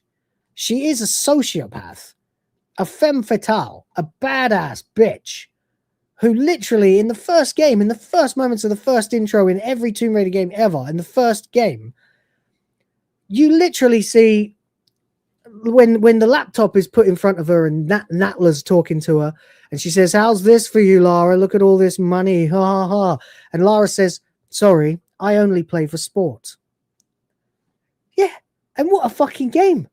Literally going into these caves and raiding tombs. You have to be some kind of demon to want to do that with your time. She's never been or was never supposed to be relatable. And the 2013 prequel was, I would imagine, it was never quite explained, but it was hinted at that the idea was to turn a normal girl into Lara Croft. And the problem is, they didn't do that because at the same time, the cultural upheaval was happening. Intersexual feminism was everywhere. Anita Sarkeesian hit the scene. And before you know it, Lara, as she is, or as she was, disappeared to be completely replaced and consumed by the frail, weakened, humanized, insecure, uncertain, vulnerable Lara that we got. And we all got sick of it, even though that Lara remains one of the best portrayals of a female character that the woke leftists have provided. Crystal Dynamics have descended further and further into the rabbit hole of wokeness, into the rabbit hole of girl bossing. Lara Croft was never a girl boss. Somehow they rode that line. between you know, I mean, Lara was never a nagging, annoying, pain in the ass Mary Sue. She's a flawed person. She's heartless. She doesn't give a shit. She knows that she is fucking hotter than the sun's stolen car, uses it to her advantage whenever she can, and then just gets in and out of Dodge with the treasure and keeps the fucking stuff. Or puts it in a museum and buggers off and just goes to sport. Fuck it. She's already loaded. She needs nothing. She's extremely together, very competent, very capable, but not at all annoying. And okay, she's not completely heartless. You know, she checks the pulses of people. She looks out for the people that she meets and stuff like that. But, oh God, giving her friends in the games was a terrible idea too. Giving her a posse of diverse fucking sidekicks whispering in her ear at all goddamn times. Nightmare. Hated it. Hated it.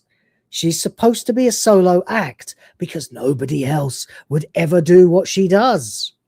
Madness. It's the same kind of thing people say about Samus in Metroid Other M, yeah. But there you go. Lara, born loaded, thrill seeker, daredevil. Could easily just be a wealthy socialite who goes to red carpet events looking unbelievable in cocktail dresses, but she wants to go and do this shit instead.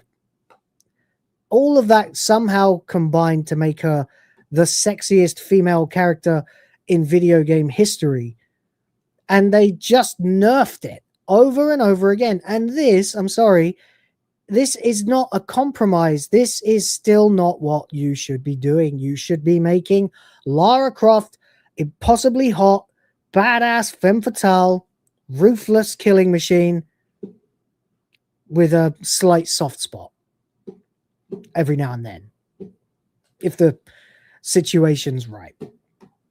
Rhoda knows what I'm talking about. He's a big fan of the series. Another $5 from Rhoda. Whoa, buddy. Thank you very much, man. This is great. Really appreciate it. We're a third, just over a third the way to the goal.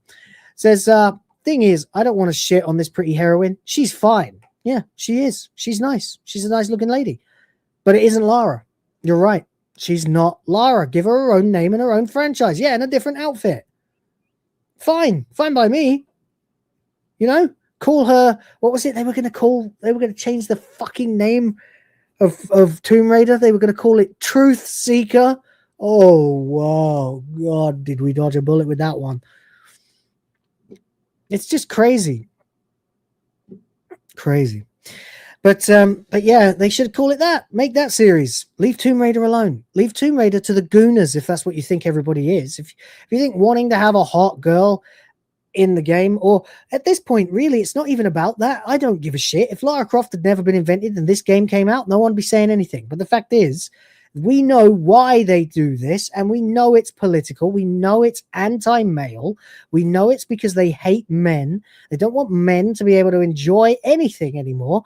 And that is the simplest solution to it, unfortunately. And so that's what we see. And that's why you're getting the backlash. And then, of course, you've got the third group, by the way. Thank you very much, Rhoda, for the $5. I appreciate you, mate. You've got the third group in the equation, who are probably the most irritating of the bunch, because they don't actually have a fucking clue what's going on. The situation is thus with them. They're on X going, oh, I don't know why everyone's so upset. This is obviously just the evolution of the other Lara. You know, this is what Lara looks like, isn't it? Like, you know, this is the Lara from the fucking reboot trilogy, you know? It really is weird and pathetic. And actually, it gets worse, because if you look at some of these tweets, you can see what I'm talking about. Wait a second. Where are we? Which one's first? This one. Why are they upside down today? That's weird. Oh, well. You got this one? People are saying that Lara Croft in the new Tomb Raider game isn't pretty enough. Lord, give me strength. I assume those saying these things are overweight and single. No, actually. I'm down to about a 36 waist now. And I'm married. 2 kids. And that Lara is not Lara. And it's not that she's not pretty, it's that she doesn't look like Lara Croft. Lara Croft, for example, has great big titties. Sorry if you say that's, oh, it's just about gooning. It's just about gooning. No, it's about sticking true to the creative vision of the original creator. Lara Croft is a fucking fit, hot, adventurous, sexual young woman who it's done. And it just doesn't look like her. Her lips are too small. Her eyes are too close. The hair's wrong. In fact, the hairline is too forward. She's got a bigger forehead than that. If I saw this out of context, I'd be like, what the hell is that? Someone ripped off Lara Croft? I wouldn't assume it's Lara Croft. But there you go. People are pretty subjective, but one fact, she looks and sounds nothing like Lara Croft. That's the main issue. Get a life, get an actual life. We've got lives. We've got lives. You know, it's just cringe. There you go. Look at that. Fucking that will do. Angelina Jolie actually does look like Lara Croft in that picture. She didn't look like Lara Croft in the movie very much, but she can look like Lara Croft if they just did it. All she needs is some darker lipstick and we pretty much got it. I think this is an AI version of it, right? Because it's on that body, yeah. That would have worked. That would have been better. Pay Angelina Jolie some likeness rights and fucking sell it. And this dick goes, AI. Yeah, so? It's weird, isn't it, how the left have suddenly decided, and this is definitely a leftist, by the way, because only leftists say overweight and single as insults. Despite claiming they don't need no man themselves. Only leftists get angry about AI. It's weird, isn't it? Weird. Very weird. Anyway, that is a much better rendition of Lara. Much better. With the hair pulled back and little strands down the face. Yeah. That's it. Yep. Easy peasy. Oh, yeah, I replied. I'm in reasonably good shape of marriage. She's objectively close to Lara, but now still not exaggerated enough. I said now by mistake. The iconography ain't there. Lol, K. Okay, yeah. You can lol if you want, but it don't change the fact that I'm right. Cope. Anyway, then we got this person. This person is, one of those kinds of accounts. You know the kind. But that kind of display pic. Certainly an enjoyer of her own tits, if she is indeed a real person. Anyway, it doesn't matter. It says, oh, for fuck's sake, this is Lara Croft. We're talking about the original baddie. She's always been celebrated one of the sexiest, most powerful women in gaming. She literally was designed like a supermodel who went on badass adventures, raided tombs, fought mercenaries, and looked hot doing it. She's supposed to look like a baddie. That was the entire point of her character. The devs literally created Lara Croft to be a marketable female protagonist in an era dominated by male leads. Her exaggerated proportions and glamorous look were intentional. She was meant to stand out. Exactly. Yeah, she's probably not real. It's probably a guy. Her being a sexy, badass, and powerful woman is exactly what kept her iconic and relevant for decades. She became a pop culture symbol, not just a game character. Implying supermodels aren't human is the most insecure, envious shit I've ever read. You ugly bitches just can't stop shitting on attractive women. Shut the fuck up. Fair enough. Nice picture, by the way. That's Lara Croft. No doubt about it. No doubt about it. There you go. People going nuts here. But I don't know who this account is, but probably AI. I don't know. Fucking know. I don't care anyway. That's not really the reason I came to it. It's because I really liked the statement and I agree with it. Then what? We got this one.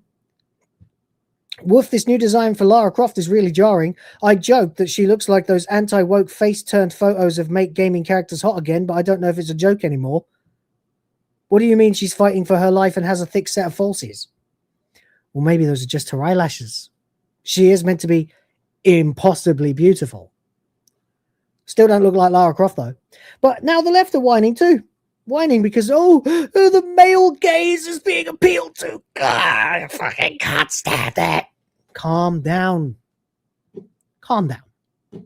It'll be okay. The reality, of course, is that men have a right to find whatever they want to attractive, just like women do. No problem at all when women go, oh, that guy's a thirst trap. Okay. So we can't have that. Not allowed. Only women. Apparently, if you find a woman attractive sexually, you're a rapist. That's what they say.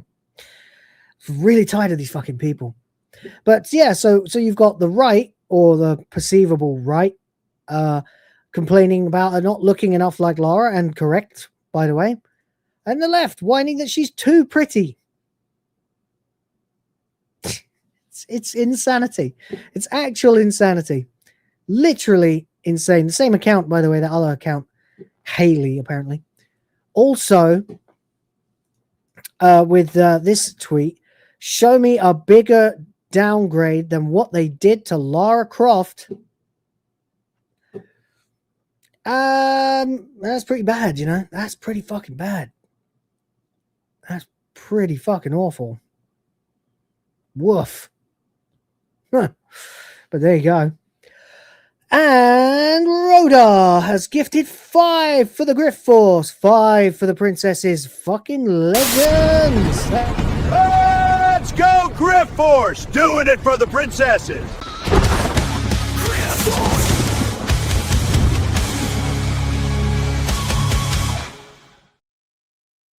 You, man. Appreciate you very much indeed.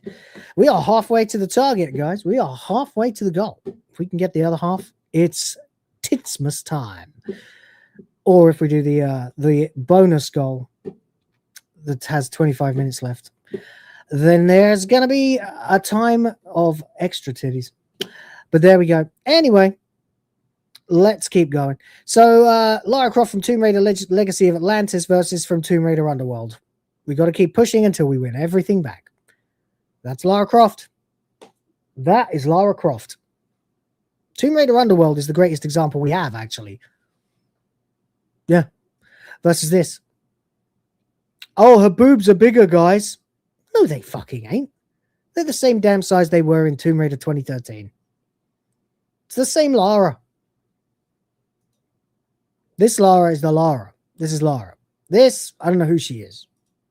That's Lara Croft. Stupidly thin waist, stupidly big boobs.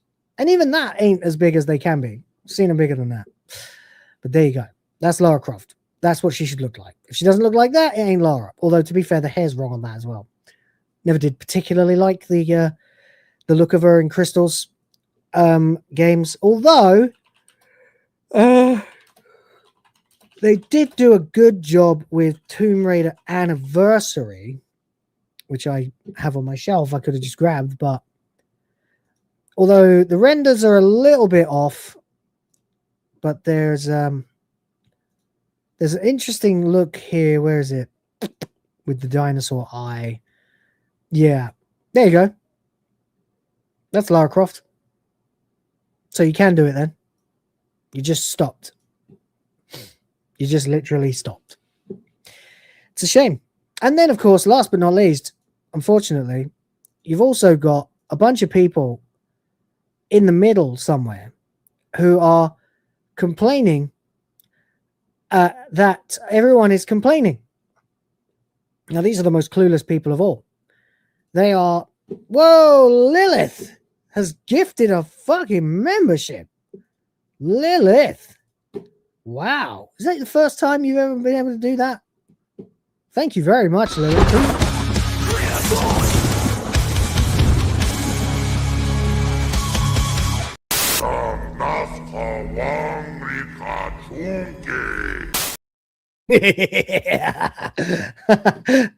Sorry, I'm really proud of that. I made it about half an hour before the show.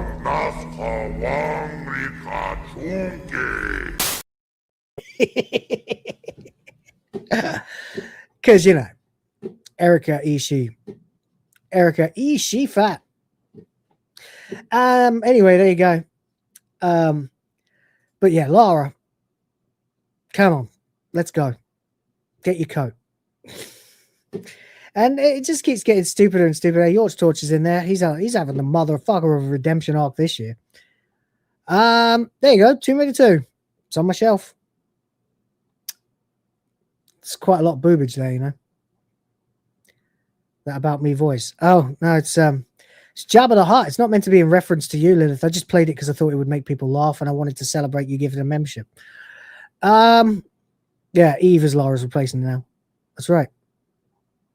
It is. Woke how she looks fine as wine. Yeah, she looks good, but she don't look like Lara. You're a weirdo. That doesn't look like Lara Croft. That's a bloke. Nah, these people are nuts, mate. Nuts. They don't know what the fuck they're talking about. It's fine, though. I mean, I'm not really in the mood to support a Lara Croft that doesn't look like Lara Croft. No matter how good the game might be. I might change my mind as the game gets closer and we actually look at the gameplay and see if it's actually any good. But as it stands right now, look at this. Look at that. Once again, Lara, not Lara. Lara, not Lara. Lara, not Lara. You get it. Funky says, I wish there were more streams that tackled important issues like the size of Lara's boobs. I know, right? What a stupid topic to have to talk about, but it's a bit of fun. And honestly, I feel like it's not superficial for us to just talk about it, because it is, again, a culture war thing that has become weaponized against men. And that is the case. They will be dead before they will put big tits on Lara Croft. And it's so stupid. They don't seem to realize they would make all the money in the world. But then again, I suppose they are communists, so they don't care about that. Look, there's Lara Croft in 1997 on the cover of The Face, a British magazine. You can tell. It's got U2, Mila, that would be Jovovich, Super Pubs, Gillian Anderson, Melinda Messenger. Wow. There's another one. There's another one right there. Lara Croft, bigger than Pammy, wiser than Yoda.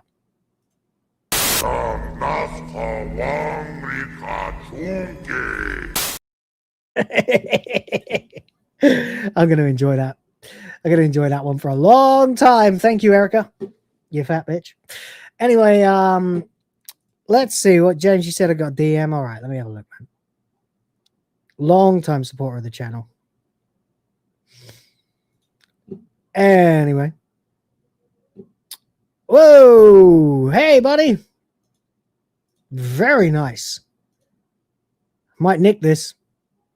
Might nick this. This might be the better version that I've actually seen, even better than mine.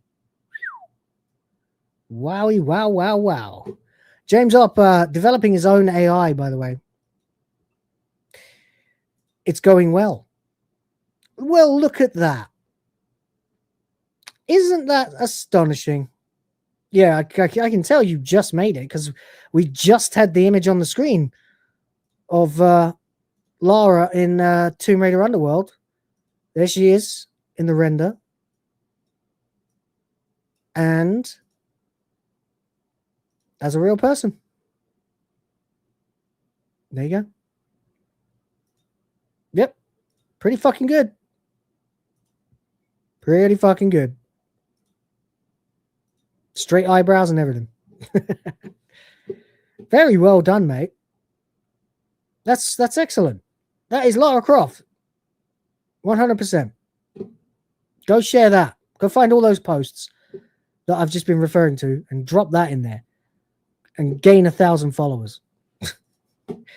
You know, because you can see from like the 90s here, you've got whole fucking, well, this is 2002 actually, still predates woke by a good 12 years, but Lara Croft, feminist icon or cyber bimbo. These are the conversations people were having. Can you tell me really, and I mean this really, that this person would ever be considered possibly a cyber bimbo? No? Then it ain't Lara Croft. I rest my fucking case. There you go, guys. XDMs from Rhoda. What you got, buddy? What you got for me? What you get for me? Oh, yeah, of course. Yeah, the classic. Yeah, I've got this in a magazine somewhere from years ago. I remember it well. The Brits, back when we were edgy in the 90s. Great advert for Tomb Raider 3. Says, "Are you sure you want me to wear this?" And of course, it's some young dude who's in bed waiting for his fuck to come on. You can see it in the mirror. He's very happy because his girl, who, by the way, not bad at all, is looking very, pleased with herself and yet also a little coquettish, biting her lip, biting her finger, going, "Are you sure you want me to wear this?" "Yes, dear. Yes, that would be lovely. Thank you." Tomb Raider 3. That is how you advertise fucking video games. Understand? There is literally nothing wrong with this. This is marketing up the ass. I was informed the other day even that it worked quite well on the gay contingent of the gamers as well, because you've got a nearly naked man there with a sizable bulge happening in the front of his pants. So good for them. Nothing wrong with that. Just not in my house, all right? But there you go. Look, it really isn't that different. I'm totally going to try and make something out of that Lara, James. That is the best Lara I think I've ever seen. It's fucking amazing. Your AI is so good. It's crazy. Just all it needs is the backpack. That's it. All she's missing is the backpack. And we're good. That's literally it. Anyway, there we go. That's pretty much all I have to do. All I have to say about the Lara Croft situation. And I knew it would be a huge fucking tangent because, well, it's a huge fucking battle that's happening, of course, in the culture war at the moment. And to be fair, if you watch the video I put out before the Game Awards, where I speculated that they might be about to turn things around and try and pander a little bit and try and get the gamers back on side by making Lara a bit closer to traditional original form, well, I was apparently dead right. It's just that the operative part of me being right was when I said they'll make her a bit closer to Lara. There it is, you know. At the end of the day, Lara looks like James Opp's render, not like this. And Lara has great big fucking titties that stand up without, like, impossibly, you know, gravity defying tits. Tough titties, baby. It's the truth. That's what she looks like. That's what she looks like. And this is not her. And it never will be either. Nope. No, sir. Anyway, there we go. Speaking of tits, you know, $40 and we will get titties. Which is what? Like 10 memberships? 10 memberships and a couple of small supers. Anyway, there we go. Of course, I wanted to talk. I've got so much to talk about. I'm going to get it all done in this stream so I can move on by the next one. Massive round of applause and shout out to Expedition 33. We asked Erika Ishii for a comment.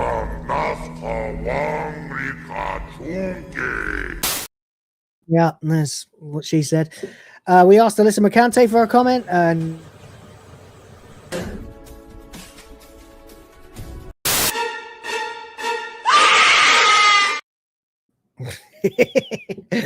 yeah, some spurging happened.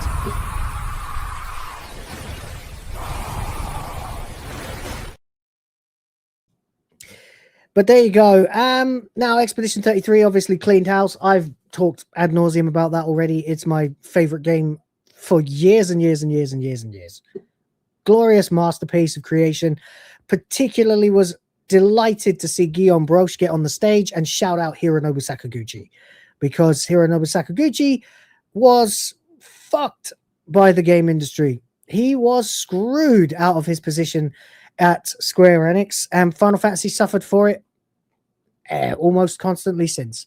We also got a brand new load of content for the game. We certainly did. We got Verso's drafts, which you'll maybe have seen Discuss Things streaming in between bouts of watching my stuff, no doubt.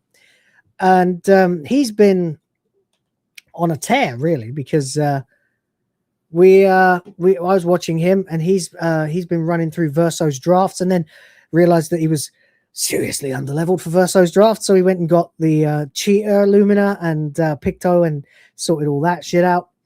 And there you go. Good for him. It looks like a fun area. It's obviously Verso's drafts, which if you don't know the story, I'm not going to spoil it, but there would be a logical reason why it is very much the kind of place that appears as though it was created by a child. Lots of candy and lots of gestrels running around doing their silly fighty bollocks that they do and giving you tough challenges. And we love the gestrels, man. The gestrels are great. The gestrels are exactly what Disney needs to do with a lot of their kind of mascot characters and make them funny in a way that's not cringe. The gestrels are not cringe. They're funny. They don't speak. They talk gibberish, and all they want to do is fight all the time. Funny. Very funny. So they're great. Now, of course, there's some other updates as well, I believe. We got some new costumes, from what I understand, which includes, I think, yeah, they did a little bit of, I'm trying to find an example, so I can show you guys, because you're going to like this. You're going to like this. Not that one. That's Mael. She's like 15 or something. Good God, where are we? All right, there we go. Boom. There's Ciel's bunny costume. How nice. And, well, some really crazy stuff.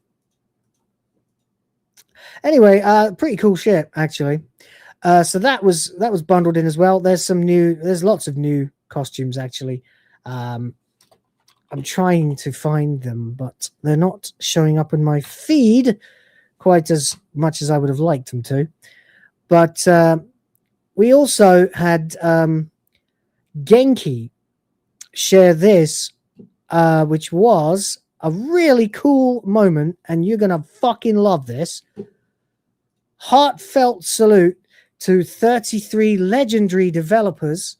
Congratulations from Shift Up, the guys who made Stellar Blade. There is something happening in gaming, guys. No one will straight up admit it, but there's a coalition forming of the based, and it is happening. And the opposition to this woke leftism crap is getting stronger and stronger every day.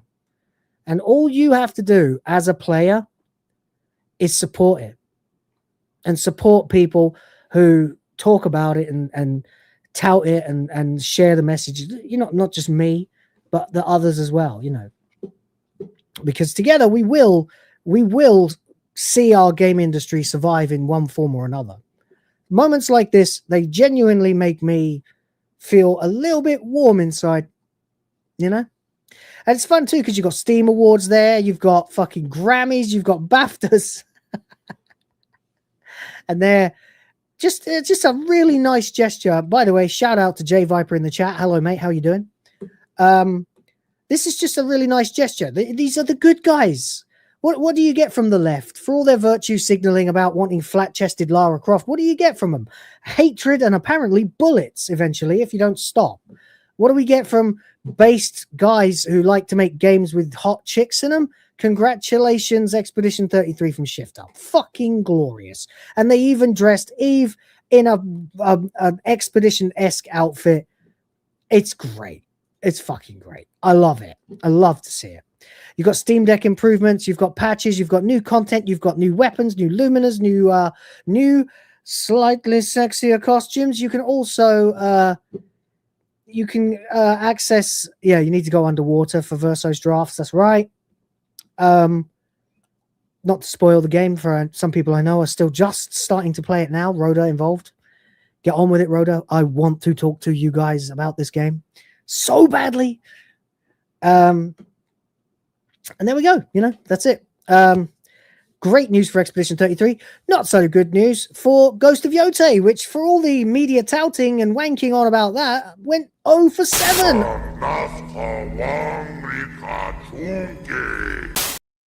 Well, Erica, you just need to stop stuffing your face with popcorn when the cameras are on you. Anyway, there we go. Ghost of Yotei was a bit of an ugly duckling at the Game Award this year. It was nominated for 7 awards: Best Game Direction, Best Narrative, Best Art Direction, Best Score and Music, Best Audio Design, Best Action Adventure Game, and Best Performance for Erika Ishii, and it lost all of them. And let's see now. Yeah.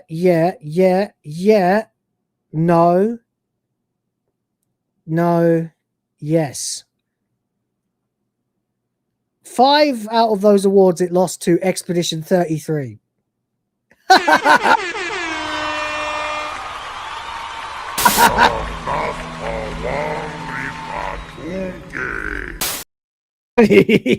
gonna use that forever. I really love that. There she is. That's the picture I used. Oh, we've got a wider angle of it. Maybe I should make it better. I didn't have a lot of time, or I would have widened the angle with AI and all kinds of stuff. Most of its losses were to Claire Obscure Expedition 33, which steamrolled pretty much everything in its path. Yes, because it was the best game. Yes, it was the best game. I tell you what, right? I don't know if I can find the channel, but let me just double check a couple of things quickly. Let's see. Now it's mostly God of War videos, but as far as and a Metal Gear video or two. But then yes, about 5-6 months ago, a channel called Fat Brett, literally Fat BRETT, all one word, did a very good series of character breakdowns of all the characters in Expedition 33 strictly, and I mean this, do not watch these videos if you have not got to if you haven't finished the story of Expedition 33, do not watch these fucking videos. If you have finished Expedition 33, there ain't much I've watched this year that I'd recommend more. So there you go. But there you go. So yeah, Ghost of Tsushima didn't win very many of the 8 awards it was nominated for in 2020 because The Last of Us Part 2 won everything. Yeah, it's kind of the opposite that happened this year. But there we go. Anyway, Ghost of Yotei's failure to secure a nomination highlight for Player's Choice, by the way, highlights the decline of its popularity the sequel has experienced from Ghost of Tsushima. While it is selling well, the game sales are running 20. It's more than 20 now. It's more than 20 now. Percent behind Ghost of Tsushima. So, get wrecked. Ghost of Yotei. I'm just about done talking about Ghost of Yotei. There is very little left to say about that fucking game at this point. Very, very little left. Very little. Really, honestly, bugger all. The last thing then I wanted to talk about today is a situation that I am not very happy about. But we will not go into in too greater detail now as we're beginning to wind down the show. So, just in case you guys feel like seeing some Christmas titties today, you need to make about $40 in the next 10 minutes or so. But that's just, that's the thing. Anyway, we are here to lament, I suppose, but also possibly to laugh at and troll a good friend of ours. It's Miss Lolissa Mukante, lolcow of the decade. Honestly, move over, RTU. Get out of here, Dark Side Phil. David Jaffe, you were never even a contender. Lolcow of the fucking century is Alyssa Mercante. There is no question, no doubt. But unfortunately, she is a vicious, spiteful little bitch.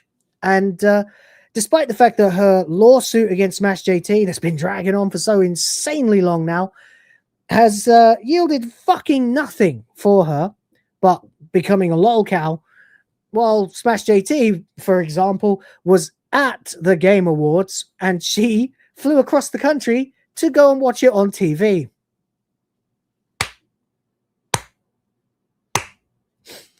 Can you say declining star? She has decided to file a legal motion for the identities of the Smash JT Discord server. Now, of course, we're all in that. Isn't that nice? It says, can your identity be captured and exposed simply for subscribing to a YouTuber's services such as Discord? That's the wrinkle in the ongoing battle between a gaming journalist and the man she believes damaged her through her coverage of her antics. And again, that's all it is. That's all it fucking is, Alyssa. When are you going to wake up and realize this?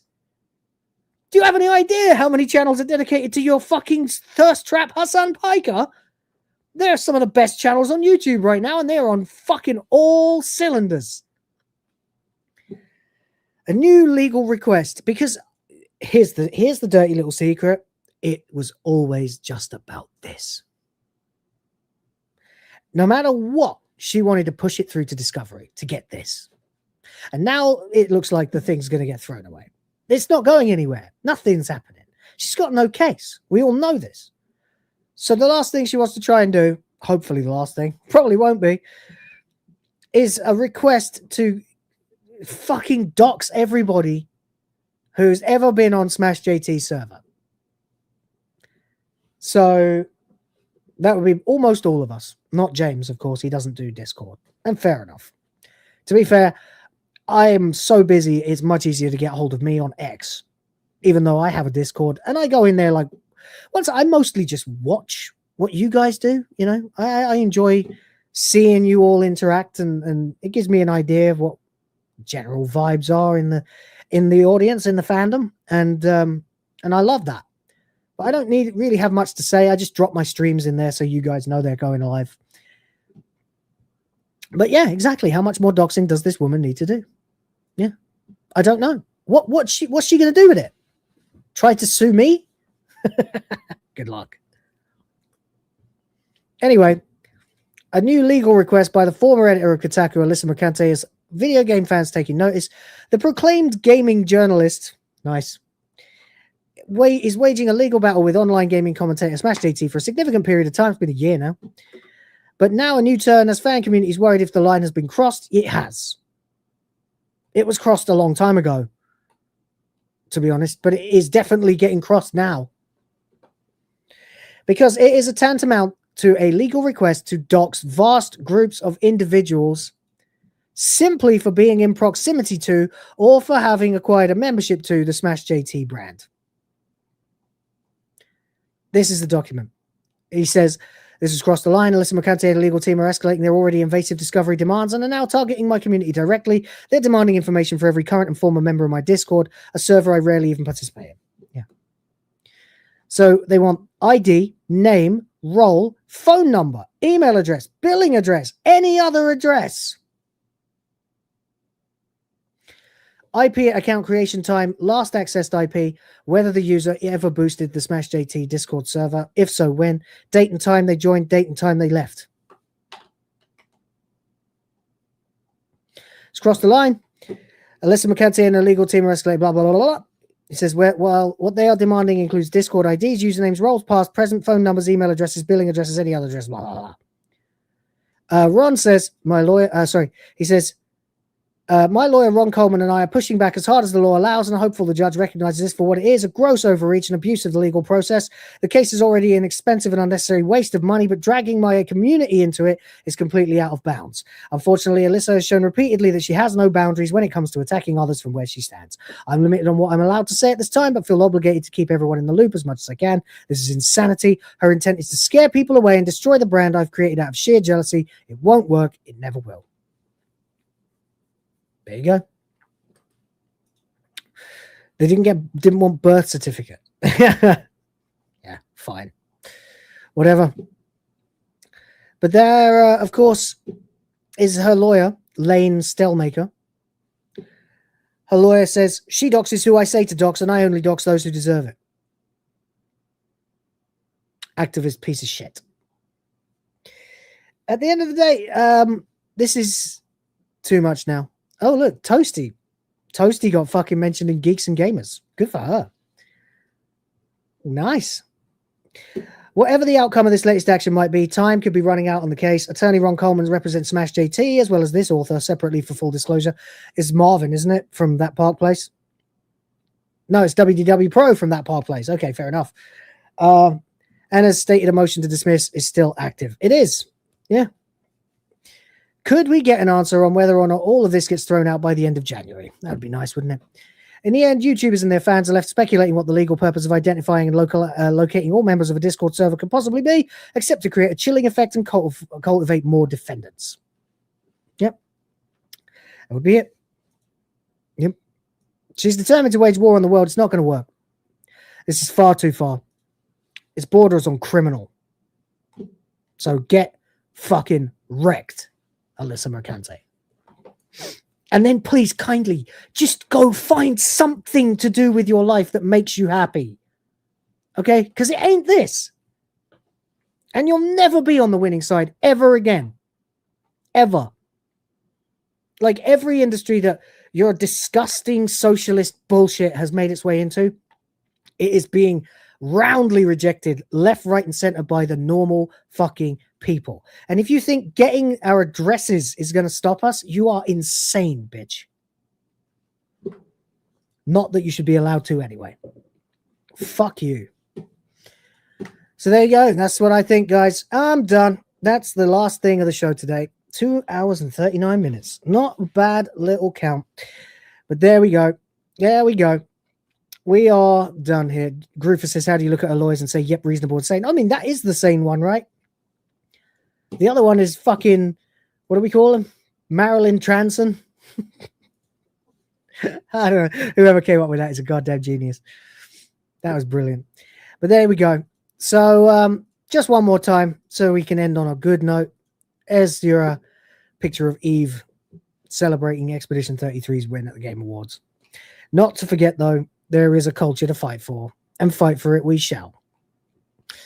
Anyway, that's it. I'm done. So that will be it. We got to the halfway point of the bar today, but that is all. So the streak is, well, I say streak. It's not a streak. It's just a totalizer.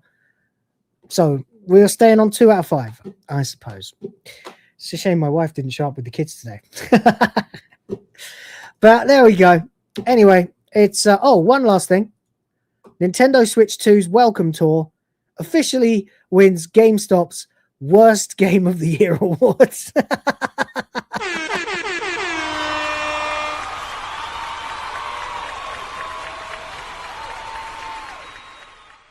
Because, of course, you know, they made you pay for it, and it was a tech demo.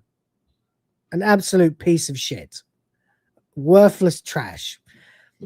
Halo 3 won Game of the Year, by the way. I don't get it. But also Donkey Kong Bonanza won Best Nintendo. And that's that. Okay, that's it, guys. That's it. Wrapping up the show now. Thank you very much to everybody who has been here.